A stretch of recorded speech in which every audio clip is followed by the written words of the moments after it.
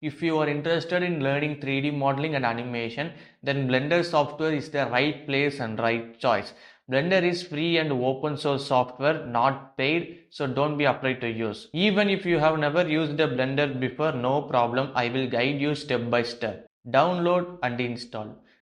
Just type Blender in Google, click on the first link. A page like this will be open for you. The link to this page is provided in the description. Check it. Just click on download and then a page like this will open.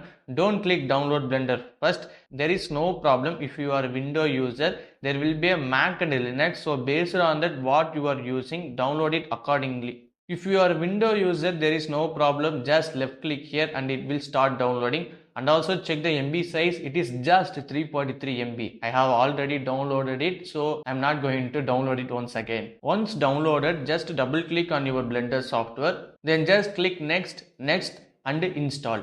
It will take a few seconds, no more than that. It will install in a short time. Minimum 30 seconds or 1 minute, that's all. In default, this blue tick will be enabled. Click on it to disable it. If you don't disable it and click finish, it will go straight to the browser. So that's why just disable it. Now our job is done. Blender icon will now appear on our desktop. Just double click. Now our Blender is open. You can do more than that 3D modeling in Blender. 2D animation, sculpting, VFX and video editing. All this can be done by us in Blender. Here open will be an option. If you click on this, you can bring any Blender file. If you click on recover lost session, whatever Blender file you used at last will open. In recent file, we can see what are the Blender file recently we have opened. There will be option here saying donate. If you like using Blender so much, then you can donate as much as you can. Here there will be an option saying what's new. Clicking this will take you straight to the Blender. We can easily see there is any new update in Blender or not. If you just left click outside of here, that option will be gone. First you should take note and a pen. What are the thing I am going to say, just write it down as a hint. Similarly, I would say shortcut keys. Make a note of that. In down here you can see some numbers. This area is called as timeline. This is where we add our keyframes and do all the animation. And this area is called as 3D viewport. Click this general and we are in 3D viewport. This white color line is called grid lines. And this red color line just indicates x-axis. This green color line indicates y-axis. There is a line in the center. It is a blue color line that indicates z-axis, but it is disabled for now.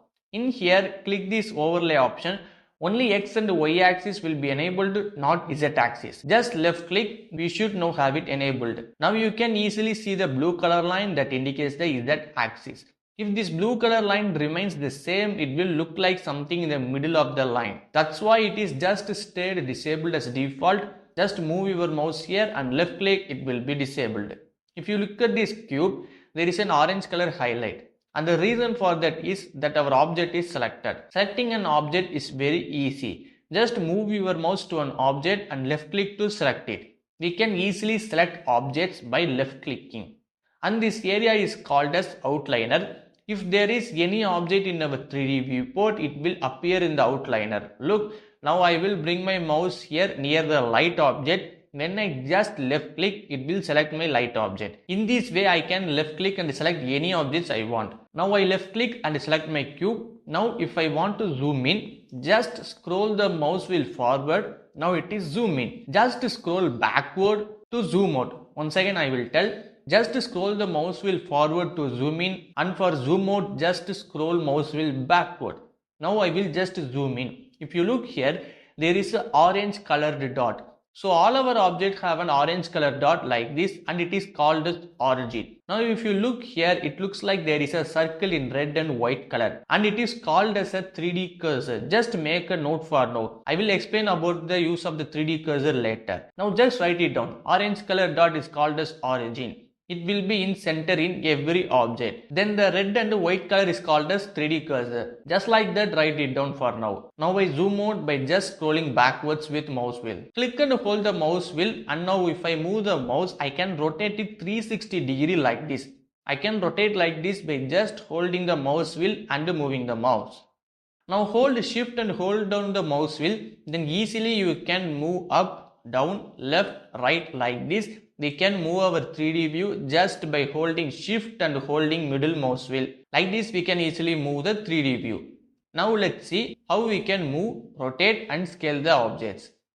I just want the cube, so I don't need this light and camera, these two objects. Actually, I can select a single object by just left clicking. Even if you want to select multiple objects, just hold shift and left click, we can select multiple objects like this. So now I hold shift and left click and select camera and light, press delete key to delete it. Now I will left click the cube to select it.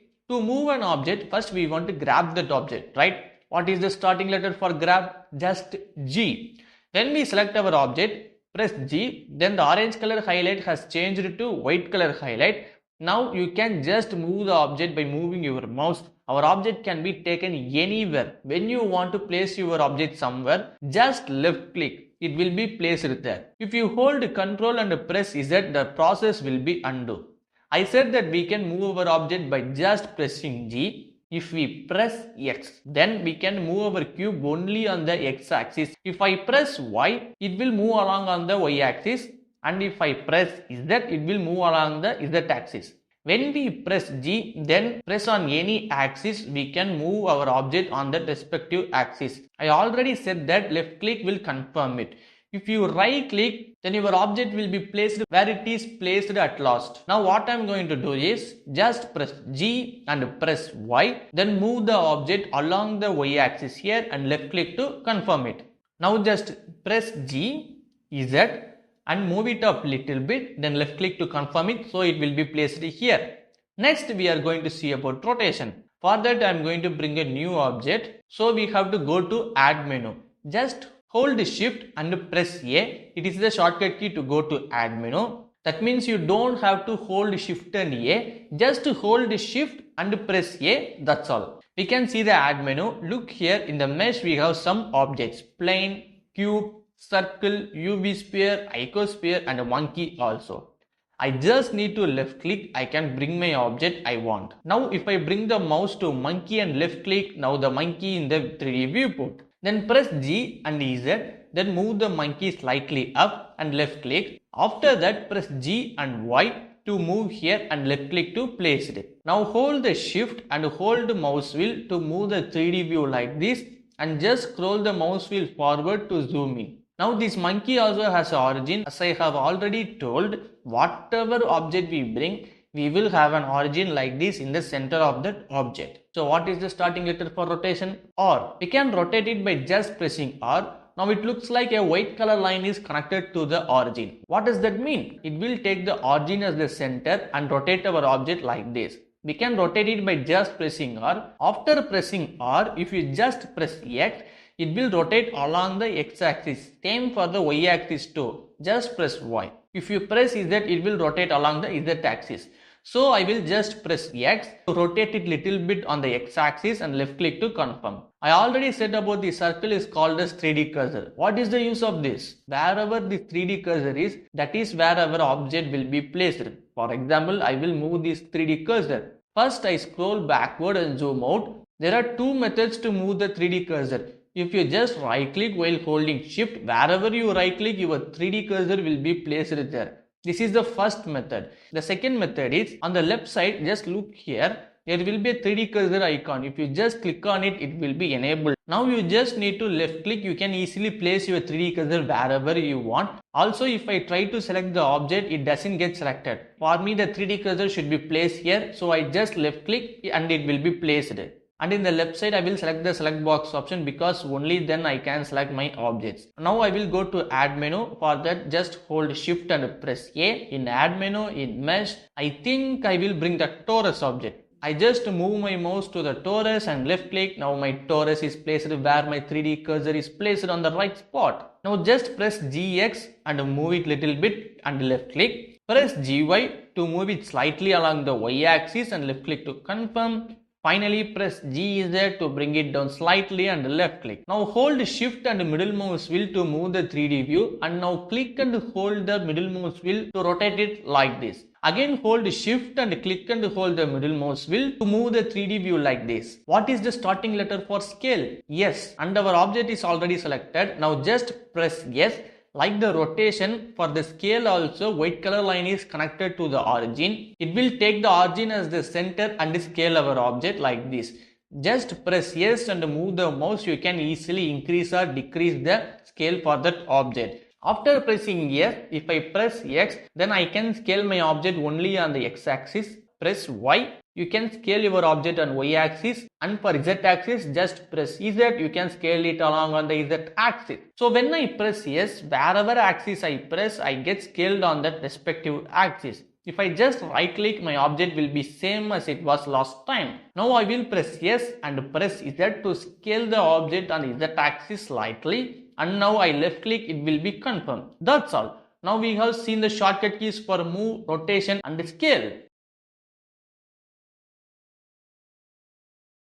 I just need the cube. I don't need this torus and monkey object. So I just hold shift and select the torus and monkey, then press delete key to delete it. With my cube selected, I am going to zoom in a little bit like this. In here it will be in object mode. Click this to switch to edit mode. There are total 3 options here. First option is vertex selection mode. Second option is edge selection mode. Third option is face selection mode. By just left click you can select any option. Now I am in vertex selection mode. The meaning of vertex is, look at this dot. This is called a vertex. I said that second option is edge. Edge is nothing but it is a line connecting between these two vertex. This line is called as edge. And finally face. A face is a flat surface connected by 3 or more edges or vertex, we can say that too. Similarly, if I left click, I can select only a single vertex. I can select multiple vertex by just holding shift and left click. In the same way, even when in edge selection mode, you can select multiple edges by just holding shift and left click. I will now click on the third option and go to face select mode.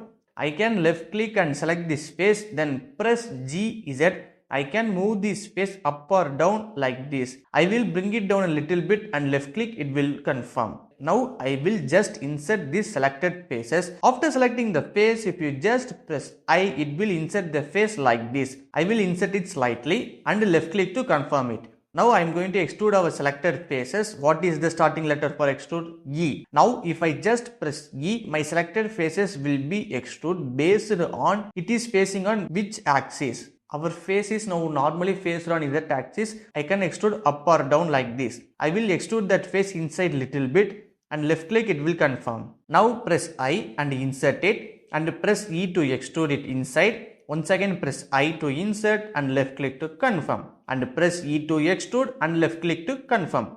Now this face is selected. Finally pressing I to insert. Now press yes, so we can easily scale the selected faces. Similarly, if you press yes and press X, it will scale only on the X axis.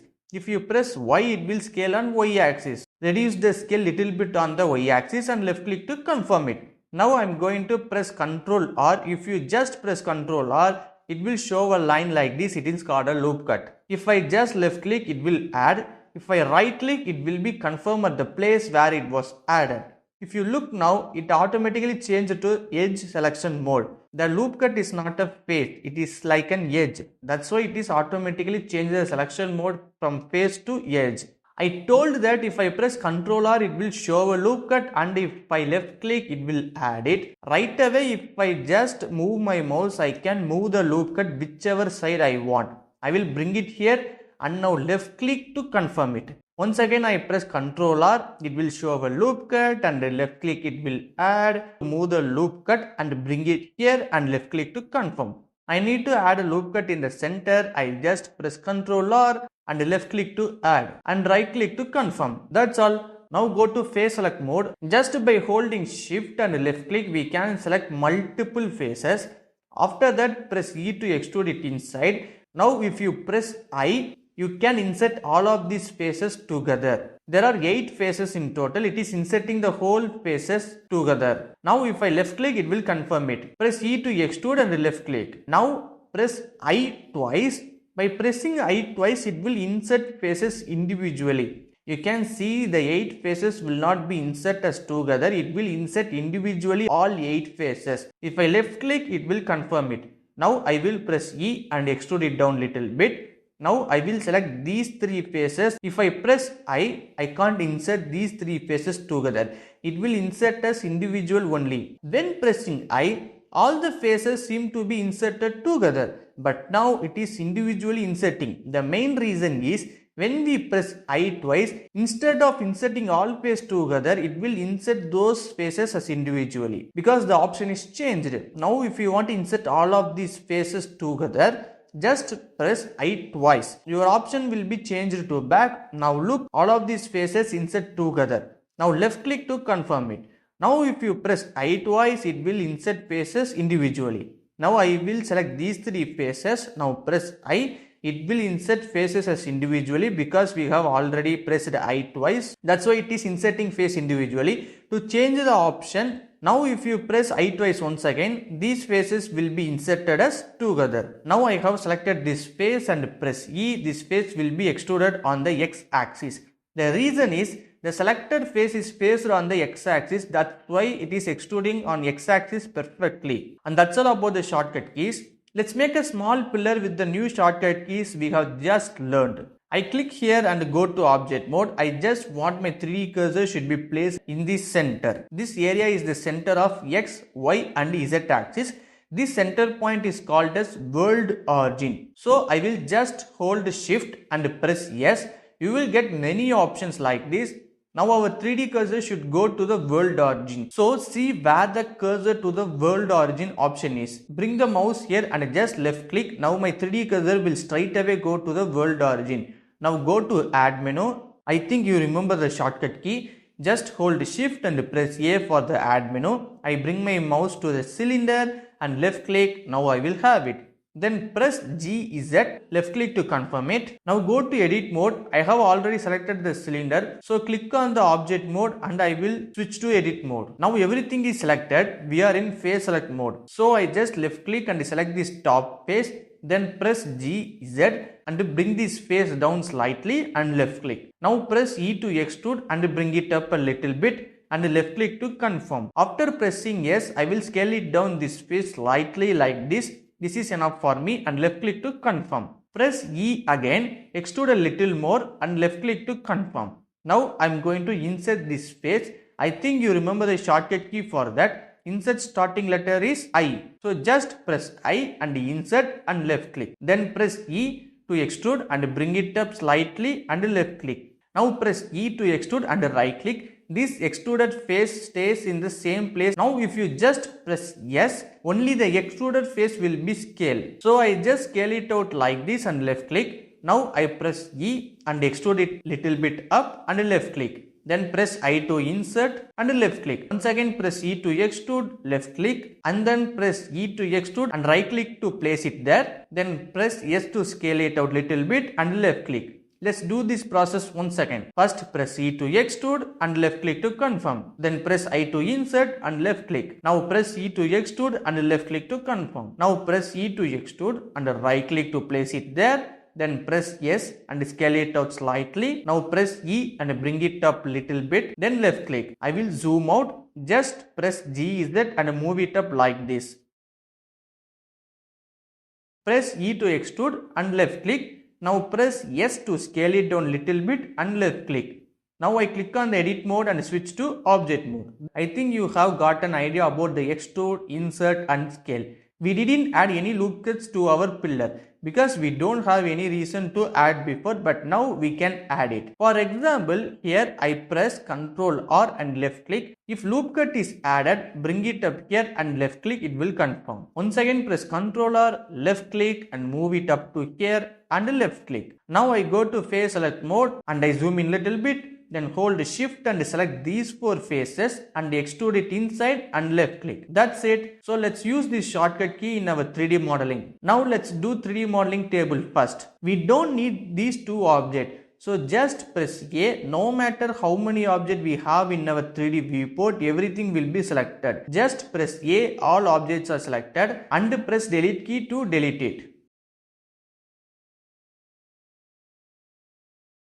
I just want the cube. You guys also just add a cube. Now I want to go to edit mode. There is a shortcut key. Instead of clicking on object mode and going to edit mode every time, after selecting our object, just press tab and you will go into edit mode. Press tab again, you will be in object mode. Just press tab to go to edit mode. Once again press tab to go to object mode. Now I press tab and I go to edit mode. All my vertex will be selected. Now press S, Z. It will only scale in Z axis and left click. Then press GZ to bring it up slightly. And press SX and scale it in X axis. In the same way, I press SY and slightly scale it in Y axis. There is one more thing. If I move my object in edit mode, the origin does not move. Wherever it is, it will be there. Now see, if I press G and move my object, my origin doesn't move. I press tab and go to object mode.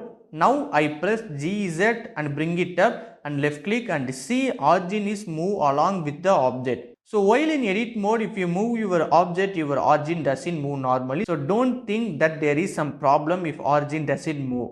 Press S, Z and scale it down even further little bit. Now go to face lock mode. When it comes to that, instead of clicking this option, there is a shortcut key. There will be numbers above the alphabet on keyboard. Press 1 for vertex selection mode and press 2 for edge selection mode and press 3 for the face selection mode. Now I am in face selection mode. I rotate the view like this and select the bottom face. Just press I to insert it slightly and left click. Then press E to extrude and left click. Now press tab to go into object mode. Now we want legs for the table. Just press Shift A in mesh. I will bring another cube. Press tab to go into edit mode. Now just press G, Z and bring it up like this. Now press S, Z to scale it down on Z axis only. Now I have to reduce the scale on X and Y axis. So definitely we will press SX to reduce the scale on X axis and then press SY to scale it on Y axis. Once again, if we need to scale it down, SX or SY. Instead of doing this, there is an interesting shortcut key. After pressing S, just hold Shift and press Z. It will only scale on X and Y axis, not in Z axis. When holding Shift, whatever axis we press, it will exclude that axis and scale in other both axis only. I will reduce the scale for the cube. Now I will press S, hold Shift and press Y. What are the other two axes besides Y? X and Z. So it will only scale on the X and Z axis. The same process is used for move and rotation. Now I press G and hold Shift, press Z. I can only move with X and Y axis. It won't move on Z axis. After holding Shift, the other two axes will work except for whichever axis you press. Our keyboard does have a number pad in right side. So if you just press 7, you will go to top orthographic view. We can only work from the top view. Now we already know the shortcut key to move this view. By holding Shift and hold mouse wheel, you can easily move this view. If you click and hold the mouse wheel and try to rotate it, you will go to the perspective view. It is a perspective view, you can see it here. Press 7 to go to top orthographic view. Now I click on this option, we will go to wireframe. Now that this cube is selected, I just press G and move this to this corner and place it. Now we have to duplicate this. Just to hold Shift and press D, I can easily duplicate and place it anywhere I want. And if I press X, I can only move my object on X axis. I move it here and left click, it will be placed here. If I press A, everything will be selected. Hold Shift and press D to duplicate and press Y to move on the Y axis and left click to confirm. Now if I click this, I will go to solid. I said 7 for the top view. If you press 1, the view will be changed into front orthographic view. Press 3 for right orthographic view. Now if you see that our table is finished. I press tab and go to object mode. These both objects are in separate objects. I want to join them both into a single object. So join starting letter is J. If you hold Shift and select these two objects, Hold Ctrl and press J. Now it will be joined as a single object. Here in the outliner, the name is appear as cube. Just double click and you can rename it as table. After that, just press enter. It will be confirmed. Now our table is fully completed. I'm going to move in x-axis. For that, press G, X and move it here and left click. Now let's do 3D modeling of our coffee cup. First hold shift and press A for add menu. In mesh, just left click and bring up the cylinder. Then press G, Z, move it up slightly. I will press tab and go to edit mode. I'm in face selection mode. So just left click to select the top face and press I to insert it little bit. After that, press E and extrude it inside like this. Do not extrude too much, then you will see that it will go beyond our coffee cup. So I will press G and Z, move this face inside the coffee cup and left click to confirm it. By doing this, we can give a thickness to our coffee cup. Now press Ctrl or left click to add a loop cut and right click to confirm it. If you look here, there will be some option we can see. It is called as pop-up menu. Just left click and it will be open it. Here in number of cuts, there will be 1 in default. Now just left click, type 10 and enter. Now we have 10 loop cuts. Then press 3, I will go to face select mode. And now in numpad press 3, we will go to right orthographic view. Now just left click and drag to select these 4 faces. Just to hold shift and left click and drag to select these 4 faces. Press I to insert and now left click. In left side option, we are going to use this pin option. This pin option will take 3D cursor as the center and extrude it. I will show the process now. I click this pin option. Here is my 3D cursor. Now I hold shift and press yes and my 3D cursor comes to the selected faces. So I click cursor to selection. Here is my 3D cursor. Now normally if you select a face, then hold shift and press yes. And click cursor to selection, it will straightly go to that face. But now we have selected these 4 faces and these 4 faces. In that case, it will find the center point of these selected faces and place the cursor there. We can clearly see the spin here. First, my 3D cursor was placed here. Now, if I hold shift and press yes and click cursor to selection, my 3D cursor will be placed at the center point of these selected faces. Similarly, my spin will be moved here. If you look closely, there will be X, Y and Z axis. We can click whichever axis we want. Now option is clicked in Z axis and it is incorrect for me. So I will select the X axis. It will go like this and it is wrong. Finally, I will click Y axis and it is the right one. The reason is our coffee cup handle will go like this, right? That's why I said it Y axis is correct. Now hold shift and left click on the selected faces. That's how you can deselect the selected faces easily. I just need the top 4 faces. That's why I am deselecting these faces. Now bring the mouse to this plus. Left click and hold. Don't lift a finger. If you left click and hold and drag, you can see a white color line. Right? It will take the 3D cursor as center and extrude the selected faces like this. I will bring this up to here and lift a finger. Now it will be confirmed. Now these 4 faces are already selected. Now just hold shift and left click on these 4 faces to select. Then hold Ctrl and press E. Now if I click on bridge edge loop option, the selected faces will be bridged. That's the end of our coffee cup 3D modeling. But when you look at it, it's not that realistic, isn't it? We have one more thing to do, that is to add modifier. Click here, we have modifier properties. In the add modifier generate, we will add some modifiers. Similarly, we have to add some modifier to our table also. Just look at the corner of this table closely. It will be sharp. In reality, no table like this is sharp. If so, the hand will tear. So we will add modifier for table also. We can see that last. Now after selecting the coffee cup, I press yes and reduce the scale. Just press G and I bring it here for now. Left click to place it here. Now we can start glass 3D modeling. Just press 1 in numpad for the front orthographic view. I have provided this glass reference images in the description, check it. If I just click and hold and then drag it and bring it to the blender, it will import it. Now if I click on the middle mouse wheel and try to rotate it, I will come to the perspective view. These things we already know, but our reference image seems to have disappeared, but it isn't. Click this object data properties. If you look at the show in here option, there will be a tick only in the orthographic. That means it is enabled. But in perspective, it is disabled. Just left click to enable it now. I can see the image. Also, do you see all the grid lines behind this image? Similarly, our y-axis line is also visible.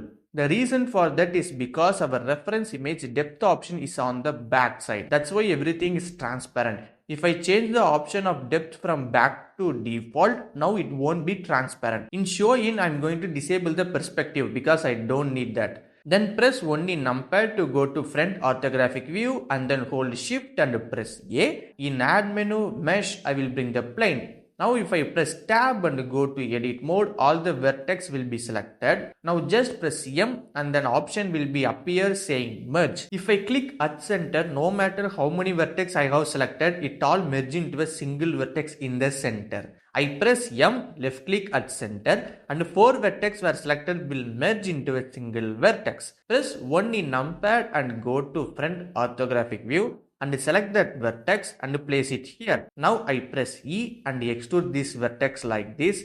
Just extrude the vertex and make a correct match to our reference image. Be patient, there is no rush. When extruding, look for a large gap between one vertex and another vertex. In any case, if you extrude the vertex with a small gap in between each vertex like this, then it will be difficult to make any changes or adjust when such a situation comes. That's why make sure between one vertex and another vertex it has a large gap. Be patient and take your time and match the reference image like this. Extrude your vertex. At so many times we will bring a reference images to our model in Blender and do our 3D modeling. Especially for car, bike, tire, aeroplane, we will definitely bring reference image for that into the Blender and we will do our 3D modeling and make a correct match. Now look, we have successfully extruded the vertex and I have matched it to the reference images almost. I select this vertex and press GX to move it slightly. Now we are going to use the spin option. It will take 3D cursor at the center when using the spin option. My 3D cursor needs to place on this selected vertex. So hold shift and press S. Move your mouse to the cursor to selection option and left click. My cursor will be placed on that selected vertex. If you see the axis option, I will select the Z axis. The reason is I want the selected vertex to extrude like this. Now press A and I have selected everything. Now click on this plus and hold and drag it. In this pop-up menu, look at the angle. Just left click and type 360 and enter. Now we have a full circle. Full circle is 360. Whenever you use the spin option and enter angle 360, there is one important thing to do. After selecting everything, press M and click merge by distance. It will remove all the extra vertex in our object. There will be a thing called starting vertex and ending vertex. Those vertex will not be connected. There will be a small gap. For example, I will go to top view. If we started to rotate from here, then this will be our starting vertex. After enter 360, this will be our ending vertex. So if you look closely at the starting vertex and this ending vertex, it is not merged. There will be a small gap. After select everything, just press M and click merge by distance. See here, now it is removed totally level vertex. The process of merge by distance is so simple. By merging those two vertex only, it can be remove the extra vertex. That's all. Now I will just erase this by hold Ctrl and left click. Now I have a circle eraser, so I can easily erase this. Now we have completed our glass 3D modeling. If I press S to scale, it will scale it like this. Because my origin is here. Now my 3D cursor is on the bottom of the glass. Now I am going to bring my origin to this cursor because it will be easy for me to scale. First, I will right click, set origin. We need our origin should be placed where 3D cursor is. So origin to 3D cursor. Now my origin will be placed where the 3D cursor is. If I press S and scale it, it will be scaled completely good. I will press G and place it here. our glass should be placed on the table, right? For that there is an interesting option here. Actually I somehow enabled it before, I don't know how. Normally this option is disabled. Just left click to enable it. It is a snap option. In snap target, default option will be increment. Now click the face option. Now what to do is, it will place the object perfect on which face we are snapping to. Look now, I have selected the glass, and now if I press G, I think you will see an orange colored circle. Now it will snap on to which face we are target and place that object on that face. Now I will snap it to the table face. Similarly, I select coffee cup and press G and place it perfectly on the table. Finally, we are going to 3D model the chair. After completing this chair 3D modeling, that we should definitely add some modifier to our model to get some more realistic. First, I press Shift A, go to Add menu, in Mesh, bring the cube. If you press Tab and go to Edit mode, press S, hold Shift and press Z. I can only adjust the scale at the same time in X and Y axis. I think I should reduce the scale even more. So once again press S, hold Shift and press Z and reduce the scale even slightly like this. Now I left click and drag to select these top faces. Now just press G and Z to move it down up to here. I think this is good. Now I will press 3 in numpad to go right orthographic view because we can easily adjust it. Now after selecting everything, press G and bring it here. The snap tool option is enabled, we can disable it. If not, our object will snap it like this. I don't need that. So just left click and drag to select this top face. Press G, Z and move it down like this. Then I will select everything and press GX and bring it here. Just like that, I press GY and bring it here. Press S, hold Shift and press Z. Slightly reduce the scale once again. Then hold Shift and press D to duplicate and press X to move it along on the X axis.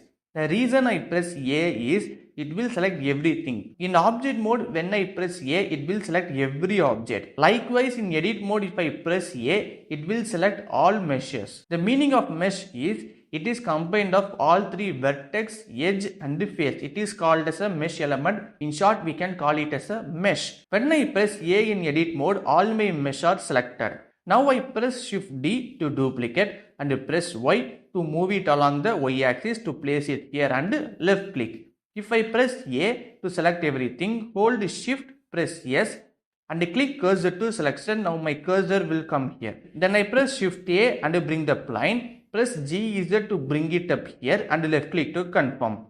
Press S and reduce the scale like this. I think I can reduce the scale in Y axis too by pressing SY.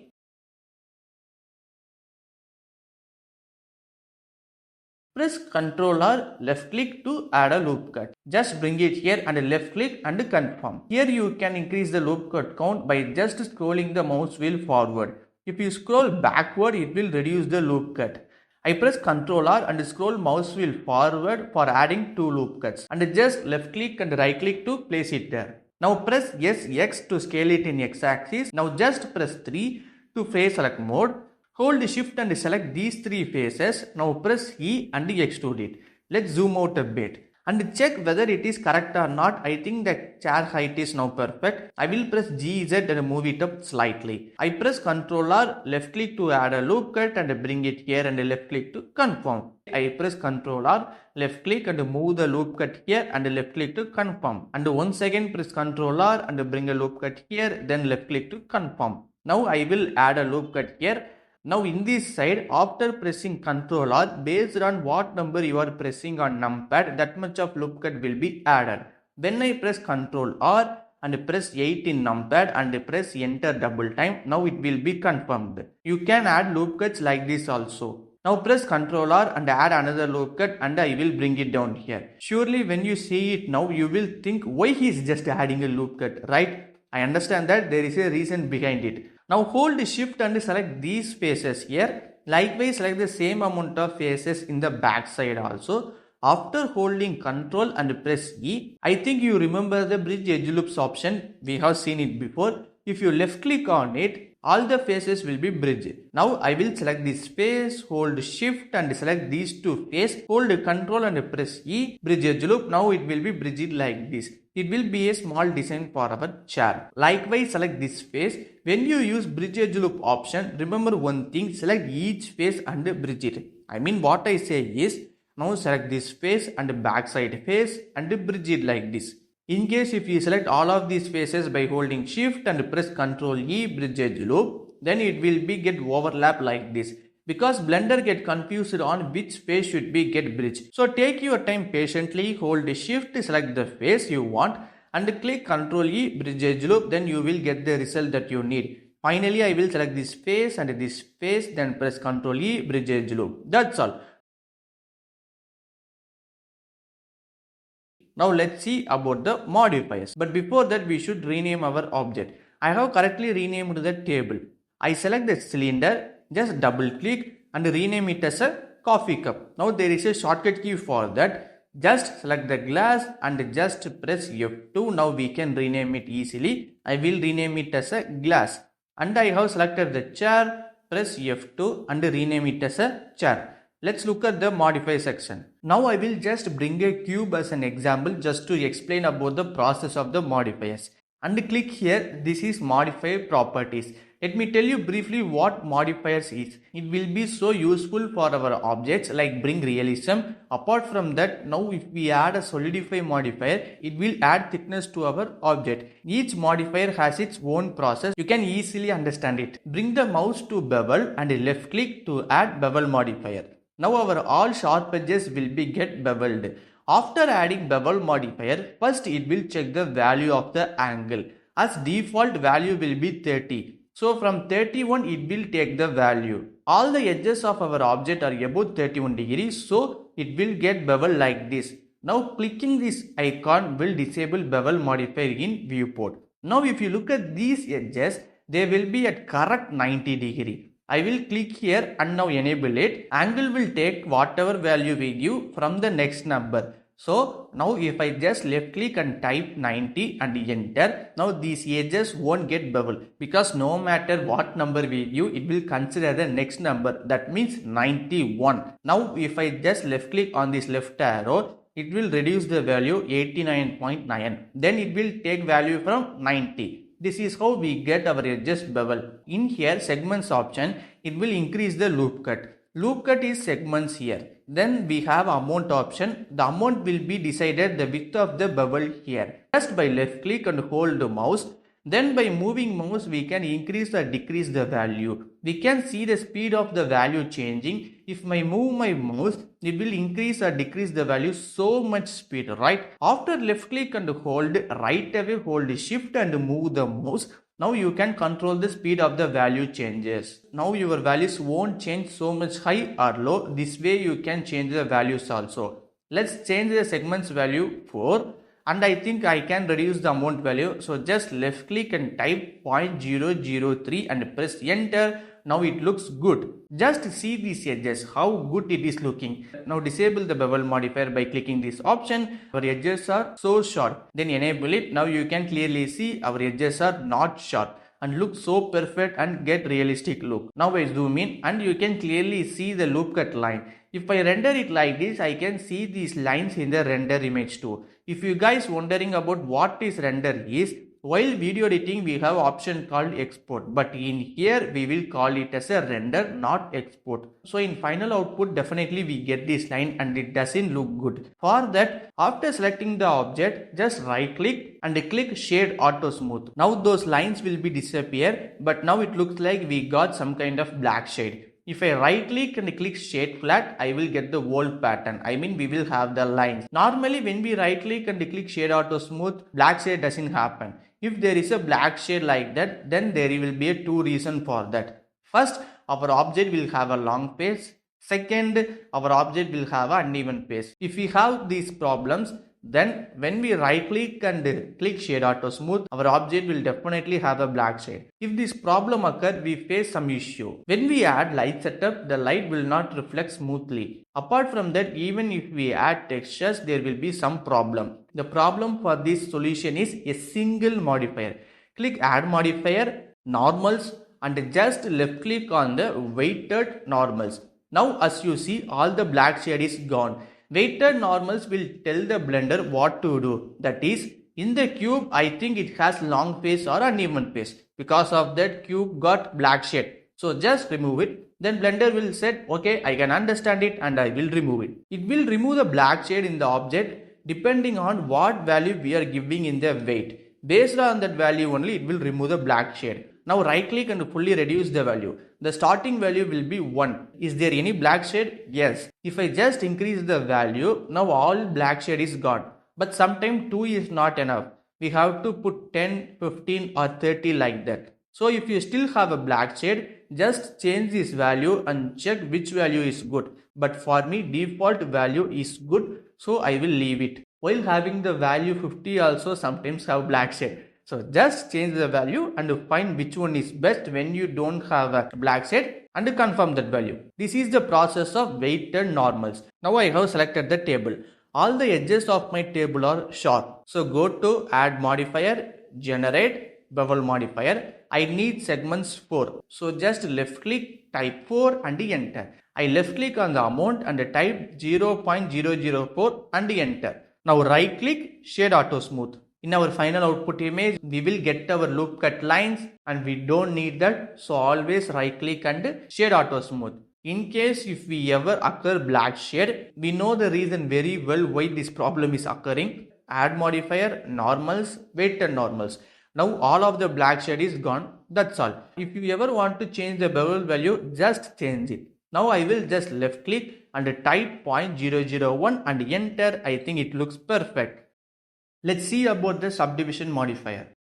I will duplicate this cube and place it here. Then I will remove all the modifiers to this object. It will turn out to be a kind of black shade weird. But you don't have to worry when you see it. Because when we right click and shade auto smooth, and after removing all the modifiers, that's why we get this result. Just right click and shade flat. Now it will be back to good. Click add modifier, generate subdivision modifier. Now our object will be changed to some kind of sphere shape like a ball. If we increase the viewport level, the loop cut will be increased and we will get a smooth result.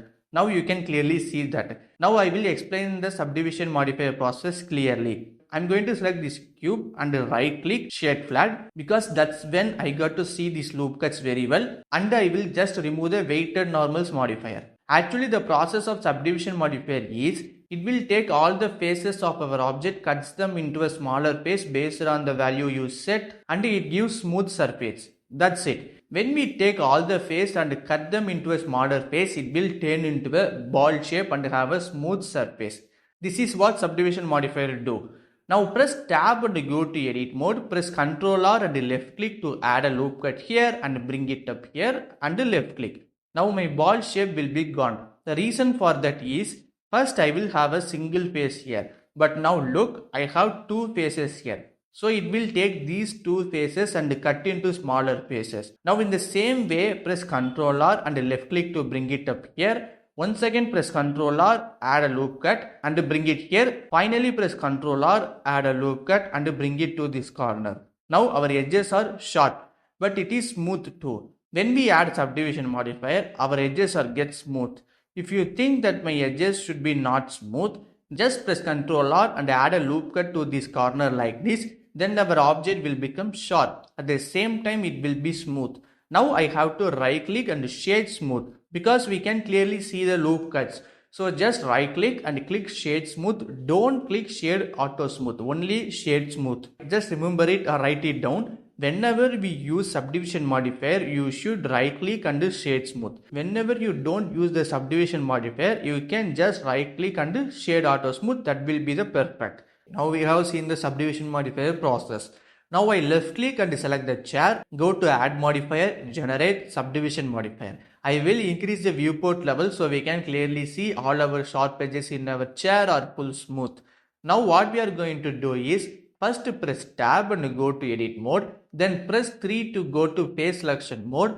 I select all of these faces and press the delete key to delete it. We are not going to see the bottom face, so we can just simply delete it. Now in here just press Ctrl R and scroll the mouse wheel to add two loop cuts. left click, right click, it will confirm. Now just press SY and I will scale it like this. By doing this, we can simply scale those edges so near or so far like this, so we can make it to the corner. In here also press Ctrl R to add loop cuts, then just left click double time. It will also confirm. So you can just left click, right click or left click double time, it will confirm. Use whichever method you want out of these two and then press SX to scale it so far like this. By scaling it too far, we can make our loop cut to go to near these corner edges. Because of that, our edges won't be so smooth. It will become sharp based on the distance between the corner edges. I will press Ctrl R, add 2 loop cuts, then left click, right click, press SY to scale it for like this. Similarly, on this side, I will add 2 loop cuts, then press SX and scale it. We still have 2 sides to do. Here, press Ctrl R, add 2 loop cut, left click, right click. Press SY to scale it. In this side also add 2 loop cuts, left click, right click and press SX to scale it. Finally, I will add 2 loop cuts, press SY to scale it like this. Similarly, this side also add 2 loop cuts here and then press SX and scale it far, so our edges will come to these corners. In here also definitely we should add loop cuts and move it to the top, then only the top side corner edges will get sharp. But instead of adding loop cuts, we can just simply delete those top faces. First, I will bring my mouse here and press L. It will select the linked geometry. Geometry means the shape of vertex, edges and faces. Now we have 2 separate geometry, chair top and chair leg. Even though it is a single object, in edit mode, we will just consider this as a separate geometry. If I just press L, this connected geometry will be selected and press H, it will be hide it. Now press 3 to go to face selection mode, then hold shift and left click to select these top faces. After selecting it, hold Ctrl and click plus, it will extend the selection. If you hold Ctrl and press minus, it will reduce the selection. Now hold Ctrl and press plus to increase the selection and press delete key to delete it. Otherwise press X. A menu will be open called delete. There are so many options here. We are going to delete face. So bring the mouse to face and just left click, it will be deleted. If you want to unhide a hidden object, just hold Alt and press H, it will unhide it. Now I will add a loop cut here, move it up and left click. In the same way, here also add a loop cut, move it down and left click, confirm. Similarly, I will add a loop cut here, left click, confirm. Once again, I am going to add a loop cut and move it here, left click. And this side also I will add a loop cut. Now it looks like good, but if you see here, it doesn't look that much good. So I just press Ctrl R and add a loop cut and bring it here. That's all. Now it looks perfect. Now in the same way, I will press Ctrl R and add a loop cut here. On the same opposite side also press Ctrl R and add a loop cut. Okay, for now we have added a little bit. Now we can start adding here. Press Ctrl R and press 3 in numpad, then it will add 3 loop cut. If you press enter twice, it will confirm it. The same way, press Ctrl R, press 3 in numpad, it will add 3 loop cut and press enter twice to confirm. Ctrl R, press 3 in numpad, press enter double time to confirm. In here also add 3 loop cut and in here also add 3 loop cut and finally in here add 3 loop cuts. Now we are going to add loop cuts on this side. Press Ctrl R and press 6 on the numpad and press enter twice. It will add a 6 loop cut. Similarly, press Ctrl R and press 6 in numpad, add loop cuts. Here also add 6 loop cuts and here also add 6 loop cuts and here finally here also add 6 loop cuts. Now press tab and I will go to object mode. We can see the loop cut lines. I think you guys remember that whenever we use subdivision modifier, after selecting the chair, right click and shade smooth. I hope you got the same result as me. Now I will just right click and shade flat. Click this icon to disable the subdivision modifier. Now see how it looks. Now enable the subdivision modifier and see how it looks. You can clearly see after adding the subdivision modifier, it looks so realistic and good. Now we have successfully completed the chair fully. If you see glass, there is no thickness. There is a modifier that will add thickness to our object. In Add Modifier, Generate, click Solidify Modifier. It will increase the thickness to our object based on the values. If the value is in plus, then we will get thickness outside like this. If the value is in minus, then we will get the thickness inside. So I will change the value minus 0.07. This value is good. Now go to Add Modifier, Generate. I will add Subdivision Modifier and I will increase the viewport level 2, but I think I can increase the viewport level 3. It is good now. By adding Subdivision Modifier in my glass object, it will take all faces and cut them into a smaller face and give smooth surface. Now select the coffee cup, Add Modifier, Generate, Subdivision Modifier and increase the value up to 3. After that, finally we can increase or decrease the viewport level, but now it is good. First, all the sharp edges in our object should be get bevel. When I said bevel, definitely you will thought that we will add bevel modifier, but we are not going to do that. Instead of that, we are going to bevel manually. I will show you the process now. First, I will click this icon to disable the modifier. We should select all the sharp edges first. So just hold Alt and select this edge. I mean this edge or this edge. By holding Alt and select this edge, it will select all the connected circular edges like this. Now let's hold Alt and Shift and left click. Here we can select multiple edges, but these two edges is not selected. The reason for that is this vertex is connected to this vertex. It is like a cross edge. So that's why these two edges not selected, but it is not a problem. We have already hold Alt and Shift. If you just left click, it will be also selected. Similarly, I am going to select this edge. Just left click is enough to select these circular edges by holding Alt and Shift. That's how you can select multiple edges. Similarly, I select this edge. Finally, I am going to select this edge as well and this edge right here. I have selected all the edges I need by holding Alt and Shift. This edge, then this edge and these two corner edges and finally these edges too. What is the starting letter for bevel? B. So hold Ctrl and press B and move the mouse. Only the selected edges will be bevel. Then just left click where you want, it will confirm and we will have a pop-up menu. Here is the same option as we have seen in the bevel modifier. We have seen segments in the bevel modifier. I am going to increase the value just 2. In here it is width, but in bevel modifier it will be as amount. But no problem, both are same. And we have an option called profile shape. What it is if I bring the value 0, the bevel edges only go inside. If I change the value to 1, it will come out like this. I am going to leave it as a value 1. That's all. Now we have completed it. I think I can add loop cut inside. Press Ctrl R and press 10 in numpad and press enter double time. It will confirm it. Now go to object mode by pressing tab and click this icon to enable the subdivision modifier. We can see the loop cut lines. I think you know what we should do right now. Just right click, shade smooth. Now we have successfully add modifiers to our all objects. First I will check the origin of my object where it is placed correct or not. I need it in the bottom of all objects. First I select the glass and check it. Okay, it's good. Now I select the coffee cup. The origin is not in the bottom. So first press G and Z, bring it up and press tab to go into edit mode and press 3 to face select mode. Left click on this bottom face. First we have to bring the 3D cursor here, then only right click, set origin and origin to 3D cursor option. So first hold shift and press S, click cursor to selection. Then press tab and go to object mode. Now right click, set origin to 3D cursor.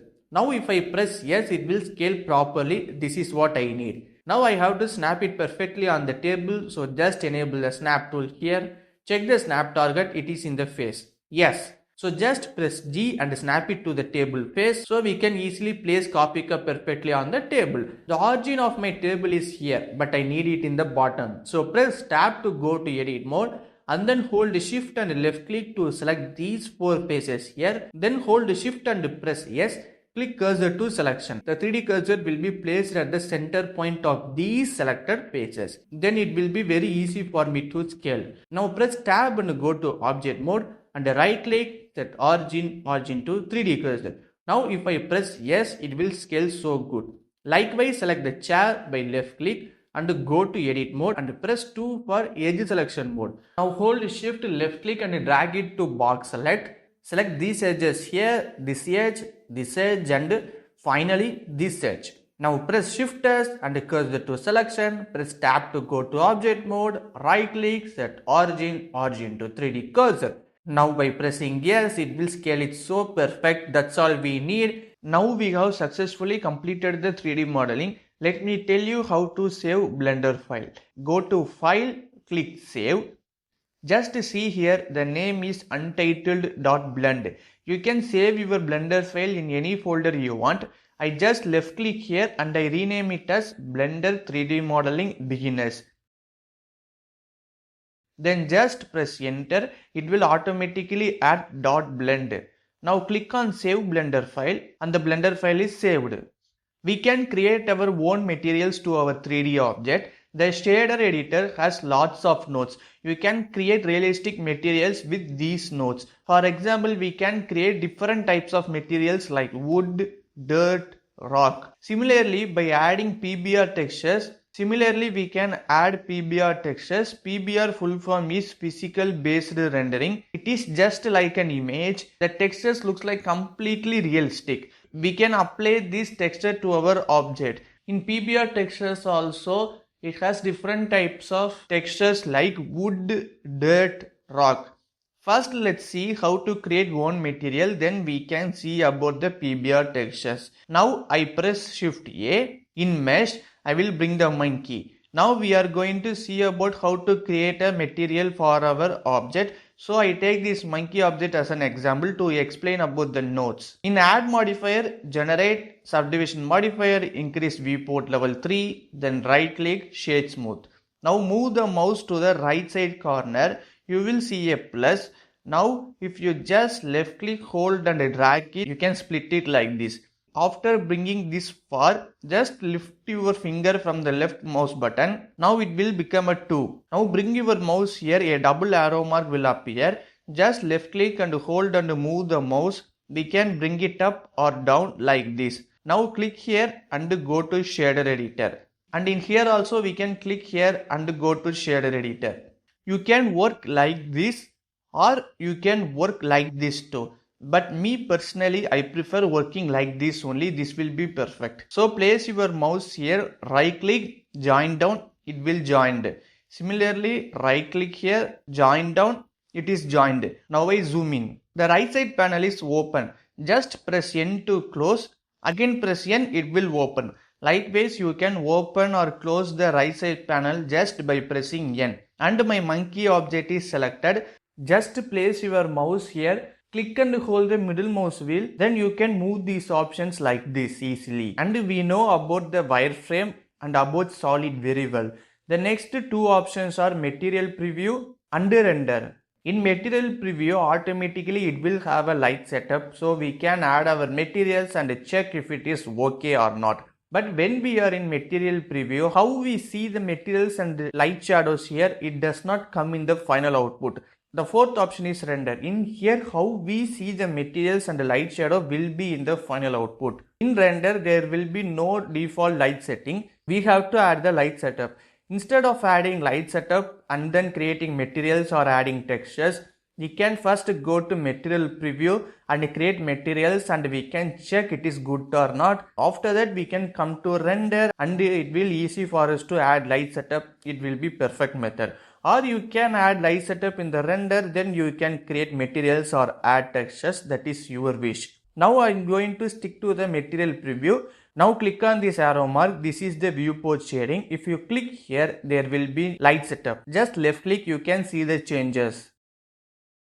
Just to see this image, it looks like a forest, right? So we get the accurate light setup from this image to our scene. Actually, this image is added to our whole scene, but we can't see it now, that's all. So whatever light setup or lighting is there in that image, that's what we get. You can change the rotation also. You can clearly see the shadow is changing. Likewise, we can change our rotation or we can change the strength. By increasing it, it will increase the light power. But for now, I will leave all the options as default. Already monkey is selected. In here, there will be a plus new. Just left click, it will add a new material. Now just left click and rename it as metal. Scroll the mouse wheel forward, it will zoom in. And scroll backward, it will zoom out.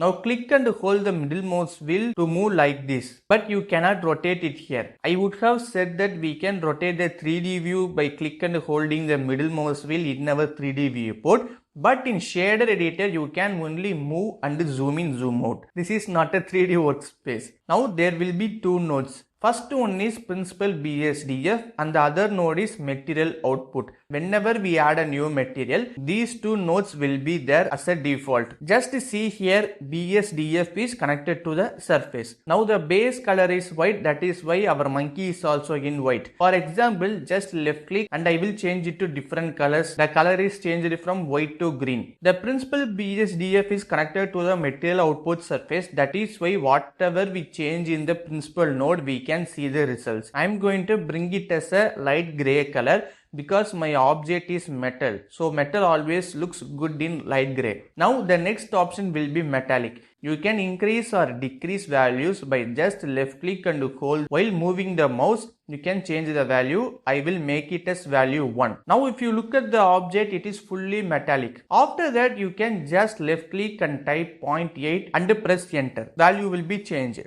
Likewise, left click, I will type 0.5 and press enter. It will automatically enter as 0.500. My object should be fully metallic. If the value is 0.5, my object is half metallic. I need my object to be fully metallic. So I just make the value 1. The next option is roughness. If the roughness is 0, then it will be fully shiny. Now you can see it. I have already told you. Just look at this reflection on the object. You can see trees and skies. Like I said, there is an image and it is added to our whole scene, but we cannot see it. By changing the roughness value 0, we can see that image reflection in our object. If the roughness value is totally 1, then it won't be a single % shiny. Now we are going to create a metallic material. Metal object always little bit shiny. So just left click, type 0.5 and I enter. I will leave it as a default value for now. Afterwards, if we need, we can change it. Then left click and hold the middle mouse wheel to move slightly like this. Now press Shift A and go to add menu. If you look here, you won't have a cube or a monkey. There will be nodes instead. In the shader editor, if you press A, add menu will appear, but if you see, there will be lots of variety of nodes here. Similarly, if you press Shift A in the 3D viewport, it will show us a different options here. Now in shader editor, press Shift A. In textures, just left click on the noise texture. We will have the noise texture, but if you look closely, our noise texture is highlighted as white color. I hope you remember what that means. Now our noise texture is grabbed, so we can move anywhere we want. Now if I just left click, it will be placed. Next, left click and hold the principled BSDF, then you can easily move the nodes. And left click to confirm, press Ctrl Z to undo it. When I left click to select a node and press G to grab it, just right click, it will be placed wherever it was lost. Now hold Ctrl and Shift and select the noise texture. Then my noise texture factor will connect it with the material output surface. Now it will preview it. If you look at the monkey object, it is not gray or metallic, right? Now it looks like something light gray and light white color because we have connected noise texture factor to the surface. The noise texture will randomly create a pattern with white and black color. For now, I will disable this normalize so we can clearly see the white and black values. We can change the values in 3 ways. You can increase or decrease by left click and hold the mouse. You can increase or decrease the values. Or by clicking this arrow mark, you can change the values. Otherwise, you can click here and type whatever value you want, then press enter. Like this also you can increase or decrease the values. Next option is detail. Now take a good look here, see what it looks like when the detail is 2. Now just see the whole black color is started to become more detailing and smooth, right? Now if I bring the roughness value to 0, it will be so smoothness. Just see this black color border, it is full smooth. By increasing the value, it will start getting more detailing and sharper. The roughness value will work depend on the detail value. For example, I left click here and enter 0.650. Now I will bring the detail value to 0. Then it all will be so smooth. No matter what value you change in roughness, there will be no changes because roughness value works depending on the detail value. As detail value increased, black color will give detail. As roughness value increases, we get more sharpness. Remember this. The next option is lacquernity. It is similar to detail, but lacquernity gives a different level of detailing. Now look at here. If I left click and increase, you can clearly see it gives a different type of detailing. This is how it looks like. Sometimes the lacquernity value will be so much useful. I left click and enter value 2 and leave it as a default. Final option is distortion. Now I will just change this value and just see the pattern how it becomes. Now pattern become twist. In news channels when they say about weather, they show this type of cyclone, right? So it similarly looks kinda like that. This is the process of distortion. Now I enable the normalize. Then my dark color will become a full light gray. This is what I need. Just press Shift A. I left click here in search, or after pressing Shift A, just right away type color ramp. Now automatically it will search that node. Now we have it here. Just left click or press enter. Then we have the color ramp. Now place this color ramp in here. Now the wire will get highlighted in white color. You can clearly see. If I just left click, it will automatically get connected. Now left click, hold and drag it for the box select. So these two nodes now selected. Just left click and hold and move these nodes. In here black and white color. Now just left click and hold. If I move the mouse, all my black color will get darkening. Now everything becomes more black, right? Now if I do the same for the white color, the white becomes more bright white. You can see the difference. I can make it this far. Now I zoom out little bit. Now I will assign light gray color to this white color and I will assign brown color to all these black colors. And it's gonna look like rusty metal. If a metal object is not used so long, then it will get more rusty and some area looks like dark brown color. We are going to create that kind of metal material only. If you think the black color is too much, then there is no problem. You can just move this black like this and it will be reduced. And I can bring the white like this. I think it is good. Now let's add another two interesting nodes. It is very important nodes too. Press Shift A and type mapping. Automatically it will start to search and press enter. Now we have it and left click to place it here. Again press Shift A and type texture coordinates. Then place your mouse here, left click to bring it and then left click to place it there. Now in mapping it will has a vector violet color. If you look at this noise texture, there is one violet color vector here. Now left click and drag, I will bring it here so I can connect it. When you bring it here, just lift your finger and it will be automatically connected. Now looks like textures are gone or vanished. The reason for that is we have to tell value of the mapping here. The vector is x, y, z. After giving coordinates only we can see our noise texture. The use of mapping nodes is we can easily change the texture location, rotation and even scale. To assign the value to mapping vector, this texture coordinate nodes will be very useful and it has more options, just see it. But we only use 2 options most of the time. I mean let's say 3. But only 2 most of the time. Object, UV, generator. If you see the generator, we will not use it all the time. I actually never used that so much. I use object only most of the time and then UV. When we use PBR texture, that time only we have to use. I will explain why afterwards. Now first connect this generator to mapping vector. The generator will give the default coordinates to the mapping vector. Just see. Now I left click and drag and connect it to the mapping vector. Just lift my finger from the left click mouse button. Now I can see my textures because it gave the default coordinates. Now if we connect the object to vector, now it will take our object local space value. I mean our object has x, y and z coordinates. It will give that value to the mapping vector. That time it looks like our texture scale is increased, but it isn't. Now I left click here, hold it and connect it to the vector. Now it looks like noise texture scale is increased, right? But actually it isn't. It will tell our object x, y, z coordinates to the mapping vector. Then our mapping vector will decide, okay, this is the coordinate. So we have to place the noise texture here, here and here. So likewise the mapping vector will help us to place our noise texture perfectly on the object based on the coordinates we are giving. I can change the x value of the texture. See, it is changed only on x-axis. Likewise, I can change in y or z-axis. If I want, I can change the rotation to, like which axis you want to rotate, you can easily rotate it. And likewise, you can change the scale to like this. So you can change the location, rotation and scale. I will just select the mapping node by left click and press backspace. It will reset the node. Now we have seen texture coordinate, mapping, noise texture and color ramp. Now we have to add colors. So what are we going to do?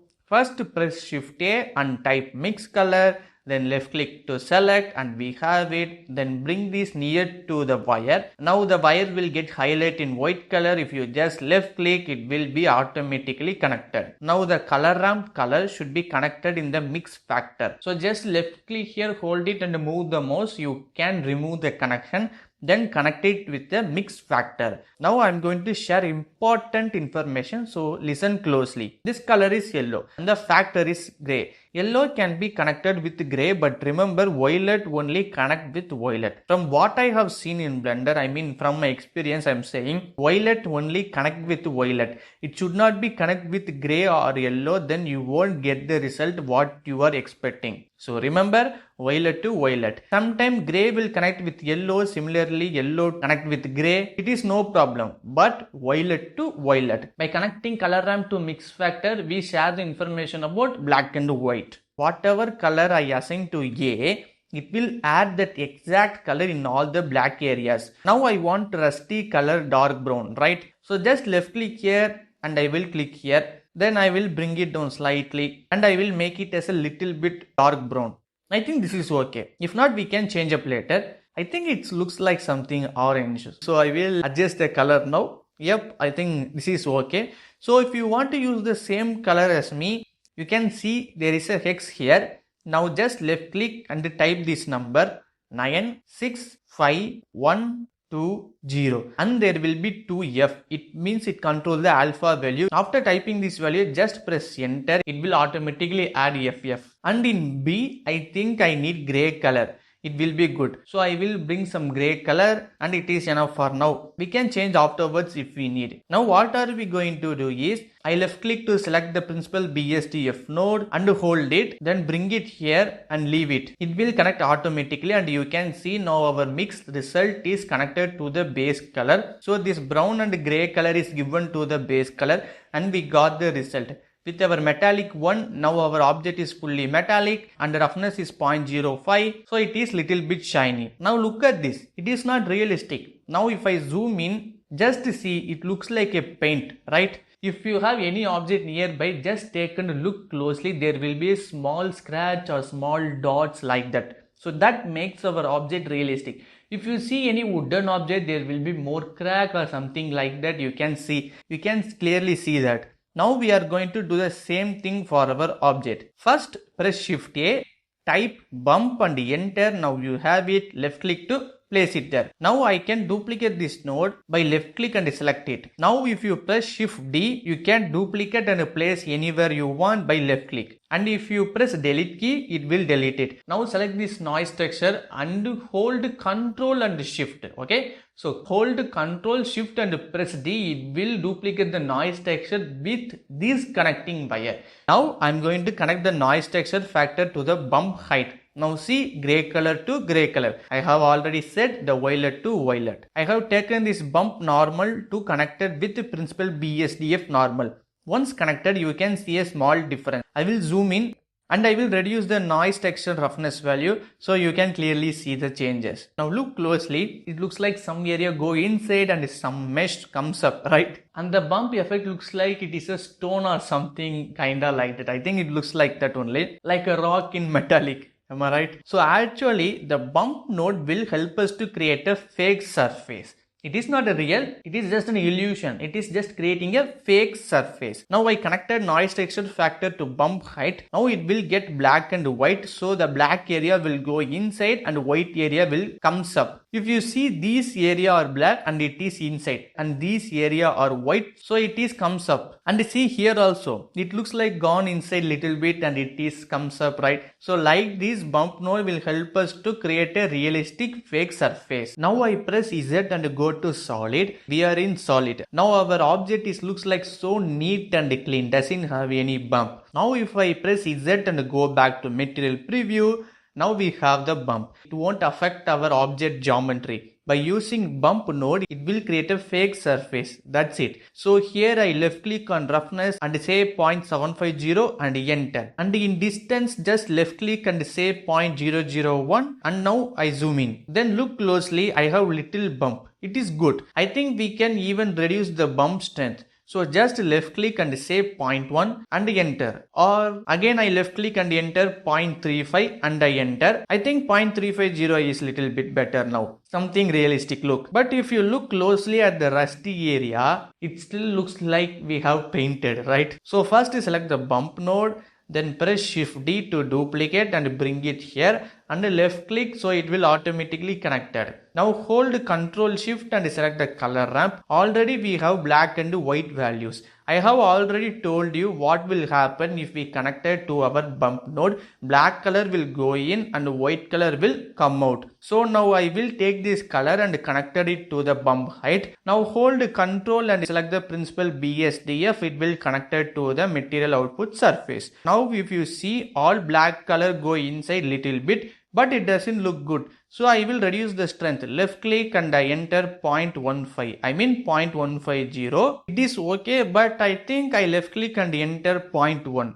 Now it is good, right? I think we can change the noise texture scale value. I will enter 2. And in color ramp, you can adjust the black and white color if you need. Now just look, I have brought the white here and I think I can bring here. Likewise, you can adjust this color ramp how you want. That's all. Looks like we have really rusty in some places, right? You can change the bump value. I think I will left click and enter 0.5. No, 0.3. Yeah.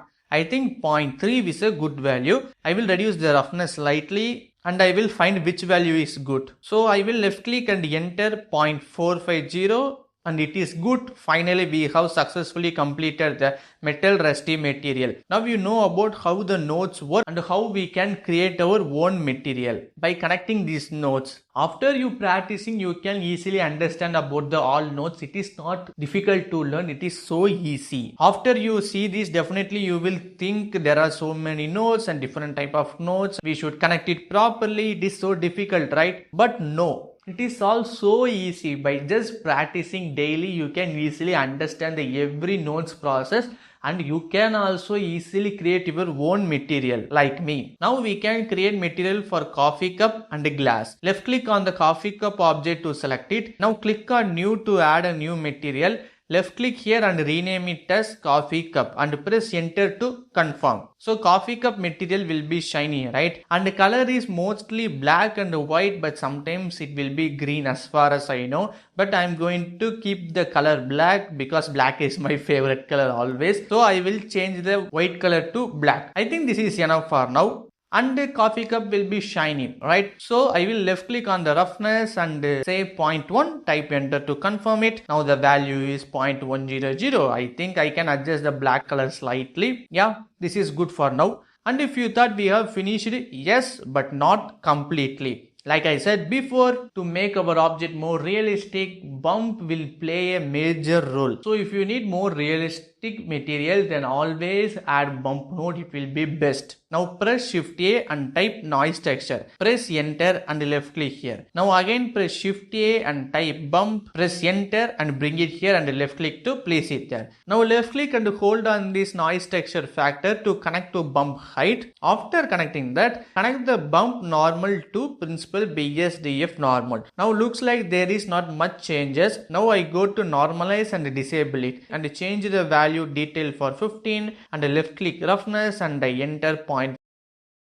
And about strength value, I will reduce like 0.008 and press enter, and it looks good. We can clearly see some small bump and it is neat. I can disconnect this wire by left click and hold. By moving the mouse, you can easily disconnect it. Now we have no bump. Once we connected to the bump, we can see it is realistic. So left click and say 0.005 and enter. It is much good now. Now we can do something in roughness by connecting the black and white color to the bump. The black color will go inside and white color will come up. If you enable the invert, it will go opposite. Black color will comes up and white color will go inside. What are we going to do is, we are going to connect the noise texture to the roughness. So it will take the black and white color. Wherever the black area is, it will be shiny, and white color area will no shiny. Now I will show you clearly so you can easily understand. First I select the noise texture and press Shift D to duplicate it, and left click to place it here. And I will enable the normalize now. I will connect this noise texture factor to the roughness. You can easily spot the difference. Now noise texture is selected. Press backspace so it will reset the node. Then press Shift A and type color ramp and press enter. By connecting the color ramp to the noise texture, we can adjust the color contrast easily. Now left click to connect it.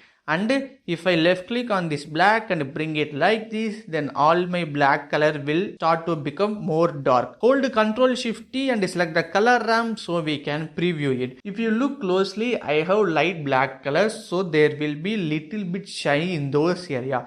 If you look at this place, I won't have shiny because it is full light gray. So that means there is only 1% or 5% only shiny. My black will even darker. If I move the white, everything will become more bright now. Now connect the principal BSDF to the surface. Now look closely, in this area there is black, so it is very shiny, and in this area it is white, so it is less shiny.